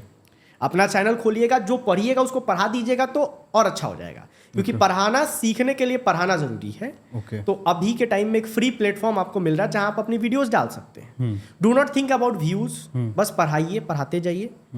इस तरह से करके आप पूरा सिलेबस अपलोड कर दीजिए चैनल पे एक बार में। और ऑफलाइन में कहीं से भी आपको ऑफर मिलता है, पढ़ाने का मौका मिलता है, वहां जाके पढ़ाइए। ओके। इस फील्ड की एक बहुत खास बात है, इनिशियल सैलरी बहुत अच्छी होती है। ओके। काफी जल्दी लोग 1 लाख पैकेज पे पहुंच जाते हैं। ओके। मतलब जिनका टीचिंग स्किल उतना ऑसम नहीं है ना, वो भी 1 लाख रुपए आराम से कमा लेते हैं। एक चीज़ बता, आपके सैलरी कितने पैकेज है सर? अब आप कंपेयर कर सकते हैं, मैं बोल रहा हूँ, आप कह रहे हैं ना मैं फेमस हूँ, हाँ। फेमस हूँ थोड़ा बहुत, ठीक ठाक है। और जो बेसिक टीचर भी होता है वो भी 1 लाख कमा लेता है, तो आप मेरा तो कंपेयर कर ही सकते हैं ना इस हिसाब से। अच्छा, लेट से आपको अपने सैलरी से हाँ, कुछ लेना हो तो क्या ले सकते हैं एक मंथ में सर? 1 मंथ में पहली बात तो मैं उन लोगों में से नहीं हूँ जो शो ऑफ के लिए कार और घर खरीदते हैं और दिखाते हैं, ठीक है, या महंगे जूते पहनते हैं, ठीक है। जूते से बात याद आया कि अभी मेरे पैर में ना पढ़ाते पढ़ाते बहुत दर्द हो गया था, मेरा तबीयत भी खराब हो गया था बोर्ड के एग्जाम के समय। तो मेरे डॉक्टर ने बोला महंगा जूता खरीदो, तो मैं स्केचर्स के शोरूम गया था पटना में, मुझे 10-10 हज़ार के जूते दिखाने लगे, कह रहे हैं यही डॉक्टर बताते यही पहनना पड़ेगा। अब मुझे उस समय वो बात याद आ रही थी कि जब मैं 4 बजे सुबह जाता था पढ़ने ठंड में, और मेरे पास वो जूता नहीं था तो बहुत ठंड लगता था पैर में, तो मेरे मामा के बेटा ने 150 रुपये का जूता खरीद के दिया था। तो 150 से 10,000 15,000 के जूते तक का सफ़र जो है ना, ये ऐसे नहीं पूरा हुआ, इसमें बहुत मेहनत लगा है और बहुत सारे लोगों का सपोर्ट लगा है, जिनको मैं थैंक यू भी नहीं बोल सकता एक साथ, इतने सारे लोगों ने मुझे सपोर्ट किया है, ठीक है। तो अगर ये आप पूछ रहे हो कि मैं क्या खरीद सकता हूँ, तो अगर मेरे पास बहुत सारा पैसा हो तो मैं उसको इन्वेस्ट करना प्रेफर करूंगा रादर कि मैं शो ऑफ के लिए कुछ खरीदूं। मैं पूछने खरीदने से आप सैलरी जानना चाहते हो? क्या ले सकते हैं? मैं ये नहीं कह रहा ले ही लेना है सर। अच्छी खासी सैलरी है, ठीक है, और इतनी अच्छी सैलरी है कि आप एक बेसिक जो सॉफ्टवेयर डेवलपर्स होते हैं उनसे भी अच्छी सैलरी है हमारी। और जो लोग भी अभी आईटीज़ एंड आईटीज़ में हैं, टीचिंग फील्ड में आना चाहते हैं, तो मैं यही बोलूँगा कि मतलब इस फील्ड में 1-2 लाख रुपए कमाना हमेशा आपके लिए आसान है, और आप ये कहीं से कमा सकते हैं, ठीक है। और लेकिन एक प्रॉब्लम इस फील्ड में है, इस फील्ड में ऑप्शन कम है। ऑप्शन कम, हाँ। जैसे अभी फिजिक्स वाला एक प्रॉपर कॉर्पोरेट है, बहुत सारे बेनिफिट देता है फिजिक्स वाला, मतलब फिजिक्स वाला की बात हमने बहुत कम की है। फिजिक्स वाला सिर्फ सैलरी नहीं देता है, प्रॉपर हेल्थ इंश्योरेंस देता है। ओके। उसी हेल्थ इंश्योरेंस से पिछले साल मेरे पापा एडमिट हुए थे, 2 बार उनका इलाज हुआ फ्री में, थैंक्स टू अलग सर। ओके। उन्होंने एजुकेशन में पूरा कॉर्पोरेट का पूरा थीम बनाया है, एक कॉर्पोरेट कंपनी बनाई है, हेल्थ इंश्योरेंस मिलता है हम लोगों को। उसके अलावा मतलब फिजिक्स वाला की वजह से ही ऐसा पॉसिबल हो पाया है कि हर समय कॉर्पोरेट जैसी पार्टीज होती है हम लोग की, पार्टी में सारे टीचर एक दूसरे से मिलते हैं। सेकंड लास्ट क्वेश्चन ये हमारा है सर, फिर रैपिड फायर राउंड पाएंगे सर। डॉक्टर नहीं बना या इंजीनियर नहीं बना तो लाइफ क्या खत्म है? क्या सोचते हैं आप सर? बहुत अच्छा सवाल है। अभी बोर्ड का रिजल्ट भी आया और बच्चे चाहते हैं इस सवाल का जवाब कि जिन बच्चों के नंबर कम आए हैं, 60% आए हैं या उससे भी कम आए हैं, क्या वो लाइफ में फेल हो जाएंगे, कुछ कर नहीं पाएंगे? ऐसा बिल्कुल नहीं है, ठीक है, ऐसा बिल्कुल नहीं है। लाइफ में बहुत सारे ऑप्शंस हैं, और अगर वो लगातार मेहनत करते रहे तो एक ना एक दिन अच्छे जगह पे जरूर पहुंच जाएगा। अब ये कम नंबर लाने वाले बहुत सारे ऐसे बच्चे हैं जिन्होंने मेहनत ही नहीं करी है, तो गलती उनके अंदर है। लेकिन अगर आपने मेहनत करी है फिर भी आपको चीज़ नहीं मिला है, तो मैं जो स्टॉक में भी ये बात बोला था कि अगर आपको लगता है कि आपकी किस्मत खराब है, तो किस्मत की खास बात होती है पलटती जरूर है, और जिस दिन पलटती है छप्पर फाड़ के देती है, बट आपको मैदान में मतलब डटे रहना पड़ेगा, भागना नहीं पड़ेगा, ठीक है। अगर आप डटे रहेंगे ना तो बहुत अच्छी प्लेसमेंट होगी। अगर आपके पास मौका है तो आप ड्रॉप लीजिए, ड्रॉप लेकर कोशिश करिए, तीसरे अटेम्प्ट तक कोशिश करिए कि आप एनआईटी में चले गए। एनआईटी में आप चले गए तो जो 4 साल की जिंदगी मिलेगी ना, वो काफी गजब की जिंदगी होगी। मैं कहता हूं मैं आज कितना भी पैसा कमा लूं, वैसी जिंदगी वापस नहीं मिल सकती है। कॉलेज लाइफ वो 4 साल की जिंदगी ना मिलेगी दोबारा, 5 साल की, क्योंकि मेरा डुअल डिग्री था। अच्छा, बहुत अच्छी लाइफ होती है। और उस कॉलेज में जाने के बाद पता नहीं वो क्या खिलाते हैं कॉलेज वाले, मतलब जो फेल भी हो जाता है ना वो भी अच्छा पैकेज कल को ले ही लेता है, लाइफ में सेटल हो जाता है। अच्छा। यूपीएससी कितने सारे बच्चे निकालते हैं। अच्छा, उस जो टॉप कॉलेज कॉलेज में बच्चे रहते हैं, कोई भी आईटी एनआईटी के बच्चे। ओके। तो अगर आईटी एनआईटी मिल रहा है तो जाइए, नहीं मिल रहा है तो उसके बाद भी तरीके होते हैं, ठीक है, कि आप कल को बीएससी के बाद एमएससी के लिए आईटी ज्वाइन कर सकते हैं, आईआईटी जैम का एग्जाम दे सकते हैं। अगर ये सब नहीं हो रहा है तो आप खुद को एनालिसिस करिए कि आप किसके लिए बने हैं और उस फील्ड में जाइए। अब कई सारे बच्चे अभी बहुत शॉर्टकट तरीके अपना रहे हैं, जो गलत भी नहीं है। मैं मिलते रहता हूँ ऐसे बच्चे से, वो 10th पास हैं और वो वीडियोस एडिट करते हैं। हाँ। अब वीडियो एडिट करके 50-50 हज़ार कमा रहे हैं। बिल्कुल कमा रहे हैं। टीचर्स के वीडियोस एडिट करते हैं, हाँ। टीचर्स के शॉर्ट एडिट करते हैं। गलत क्या है? कोई गलत नहीं है, बट उस लड़के को एक चीज ध्यान रखना है, उस स्किल में इतना मास्टर बनना है ना कि लाइफ में कभी रिग्रेट ना हो कि उसने अपनी पढ़ाई छोड़ के इस फील्ड में आ गया। हाँ, उसमें और पॉसिबल हो तो साथ साथ कुछ पढ़ाई भी करता रहे, मेरा ये मानना है, क्योंकि आगे चल के लाइफ बहुत सारे रूप दिखाती है। अभी तो बहुत शुरुआत। बहुत अच्छा लगा बात करके सर। आप रैपिड फायर राउंड पे आते हैं, बहुत कुछ मुझे भी सीखने के लिए मिला सर। आपके अंदर जो जोश और जुनून था सर, और जिस बैकग्राउंड से बिलोंग करते हैं सर, उस बैकग्राउंड का इंसान सोच नहीं सकता। हम लोग भी थे जो उस तरह का था, यार कहाँ से सोचे कि मैं आईआईटी कॉलेज जाऊँगा, एनआईटी कॉलेज जाऊँगा, और वहाँ से आप निकल के यहाँ आए तो बहुत बड़ी बात है। और आपकी जर्नी बहुत इंस्पायरिंग है, मुझे भी लगा सर। तो अब रैपिड फायर राउंड पे आते हैं सर। सबसे पहला क्वेश्चन मेरा है सर, कॉलेज में कितनी गर्लफ्रेंड आपकी रही है सर? एक बार में एक। अलग सर के बारे में कुछ बताइए सर। भगवान है, एडटेक इंडस्ट्री के भगवान है। बच्चों का प्यार जो आज टीचर्स को मिलता है, और वैसे बच्चे जो कभी सपने में भी नहीं सोच सकते थे डॉक्टर इंजीनियर बनने के बारे में या आईएएस ऑफिसर बनने के बारे में, वो आज बन पा रहे हैं। तो आज अलग सर की वजह से लाखों घरों की किस्मत बदल रही है। तो आज भी जब हम अलग सर से मिलते हैं ना, दूर से ही, एक तो अलग सर की इतनी अच्छी बात है ना कि वहां से दूर से भी देख लेंगे ना तो रुक जाएंगे, ओके। खुद मिलना चाहते हैं। उनसे मिलने पर लगता है दिन अच्छा हो गया, ओके। मतलब दिन भर एकदम खुश रहते हैं। अच्छा, एक बार सर गले लगा लेना हाँ। तो लगता है कि मतलब आज क्या मिल गया, किस मतलब आज मेरी किस्मत बहुत अच्छी है। पॉजिटिव एनर्जी, बहुत पॉजिटिव, उनका ऑरा ही अलग है। मतलब ऐसा लगता है ना जैसे कि एक मैग्नेटिक फील्ड लाइन होता है, तो उनके शरीर से कुछ लाइंस निकल रही हैं जो आप उस एरिया में जाने पर आपको पॉजिटिव वाइब्स आती है। और मुझे लगता है कि अलग सर का ये जो ऑरा है ना, ये फिजिक्स वाला की सबसे बड़ी ताकत है।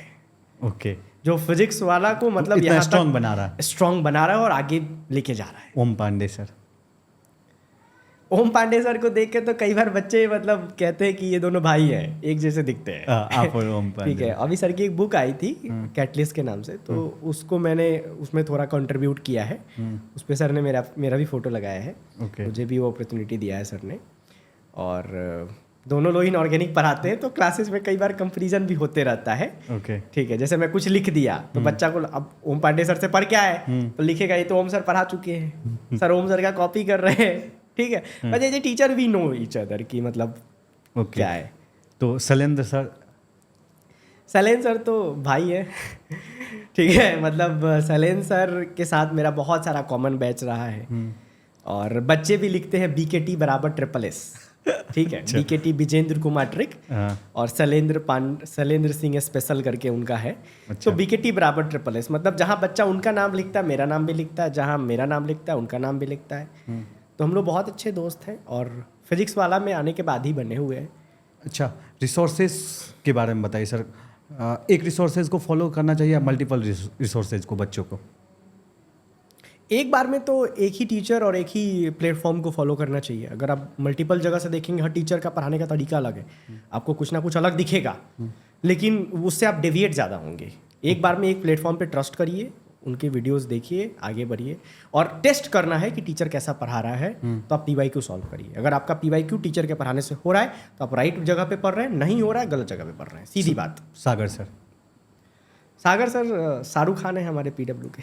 ओके। बहुत अच्छी मिमिक्री करते हैं, बहुत अच्छे इंसान हैं, और सबसे एक दोनों कानपुर के हैं, सागर सर, शैलेंद्र सर। ओके। ये कानपुर वालों की एक खास बात है। मतलब कानपुर अगर आप कभी जाइएगा ना तो 2 दिन इसे खा के मत जाइएगा, ये बहुत खिलाते हैं। खिला के एकदम पेट फुला देते हैं। अच्छा। बहुत खिलाते हैं। मैं गया था कानपुर, ये लोग इतना खिलाए कि मैं क्या भाई अब रहने दो। अब मतलब खाने पीने में बहुत अच्छा इन लोगों का। Thank you so much sir, बहुत अच्छा लगा बात करके सर।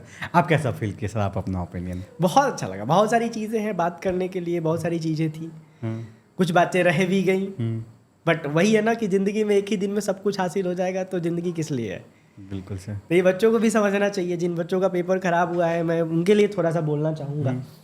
बहुत सारे बच्चे हैं, मतलब बहुत सारे बच्चे हैं, मैं खोलूँगा तो ऐसे बहुत सीरीज लगी हुई है, बच्चों के मैसेज आए हैं कि फेल हो गए। बच्चों के 100 में 100 भी आए हैं, बट कुछ बच्चे फेल भी हुए हैं, बट उनकी बात कोई नहीं करना चाहता है। वो बहुत डिमोटिवेटेड होंगे, स्ट्रेस होंगे। बच्चे तरह तरह के मैसेज करते, कहते सुसाइड कर लेंगे। अभी जो टीचर समझ में नहीं आता उनको क्या रिप्लाई करे, वो मेरे पास भी नहीं है, मैं उसको कैसे मोटिवेट करूं। तो मैं उन लोगों को बस यही कहना चाहूँगा कि ज़िंदगी इतनी छोटी नहीं है, ज़िंदगी बहुत बड़ी है। अगर तुम इस छोटे से झटके से डर जाओगे ना और पीछे हट जाओगे, भाग जाओगे, तो ज़िंदगी जी ही नहीं पाओगे। तुम्हें क्या लगता है जिस बच्चे के 100 में 100 आए हैं उसके लिए ज़िंदगी आसान होने वाली है? आज हम लोग इतना पैसा कमा रहे हैं, घर है, गाड़ी है, सब कुछ है, लेकिन क्या हमारी ज़िंदगी आसान है? आज भी डिफिकल्टीज बहुत डिफिकल्ट है। आज भी ऐसा होता है कि पैर में दर्द हो रहा होता है और तबीयत खराब रहती, फिर भी क्लास लेते हैं। सारे टीचर्स लेते हैं। मेरे शैलेंद्र सर, उनको डॉक्टर मना किया था क्लास नहीं लेने के लिए, उनके लोअर एब्डोमेन में दर्द होता था और फिर भी वो मैराथन में पढ़ाए, बच्चों को सोचकर पढ़ाए। तो जिंदगी आसान नहीं, किसी की भी जिंदगी। चलो तो अपनी बात बता रहे, मेरे ऐसे ऐसे दोस्त जो गूगल में है, 50-50, 60-60 लाख पैकेज पे है, क्या उनकी ज़िंदगी आसान है? नहीं, उनके लाइफ में भी चैलेंजेज है। तो लाइफ में चैलेंजेस से भाग जाओगे ना तो लाइफ जी नहीं पाओगे। सो लाइफ का मजा तभी है जब तुम्हारे लाइफ में चैलेंजेज है। लाइफ एकदम स्मूथ हो जाए ना तो फिर मजा लाइफ का मजा नहीं है। बस जिंदगी इम्तिहान लेती है और जिंदगी इम्तिहान लेते रहेगी और तुम्हें इस इम्तिहान में मजा आना चाहिए। मजा आना चाहिए, हाँ, एंजॉय करना चाहिए, एंजॉय करना चाहिए। हाँ, जो भी हो, अप एंड डाउन हो, उसको भी एंजॉय करो, कुछ अच्छा हो तो उसको भी करो। और यही यदि आप तुम्हारा पेपर इस बार नहीं हुआ तो कोई बात नहीं, देखो क्या कमी रह गई उसको सुधारो, फिर उसके लिए प्रिपेयर करो, फिर अगली बार बेहतर होगा, जो तुम सोच रहे थे उससे अच्छा होगा। एक बात बोलूंगा कि एक लड़का था मेरे कॉलेज में, उसके फर्स्ट सेमेस्टर में 5 में से 4 सब्जेक्ट में फेल हो गया था और आज वो 4 जॉब चेंज कर चुका है, अच्छे पैकेज पे काम कर रहा है। इससे बड़ी मोटिवेशन कुछ नहीं होगी। 4 सब, तुम तो एक में फेल हुए, वो 4 सब्जेक्ट में फेल हुआ था और आज 6 कंपनी में गुड़गांव में जॉब कर रहा है, 4 कंपनी चेंज कर चुका है, क्योंकि वो हार नहीं माना। तुम भी अगर हार नहीं मानोगे ना एक दिन जिंदगी तुम्हें पुश करते करते बहुत ऊपर पहुंचा देगी। Right sir. और हार मान जाओगे तो यहीं गिर जाओगे, आज ही खत्म हो जाओगे। मुझे फील किया मैंने personally sir. Thank you sir.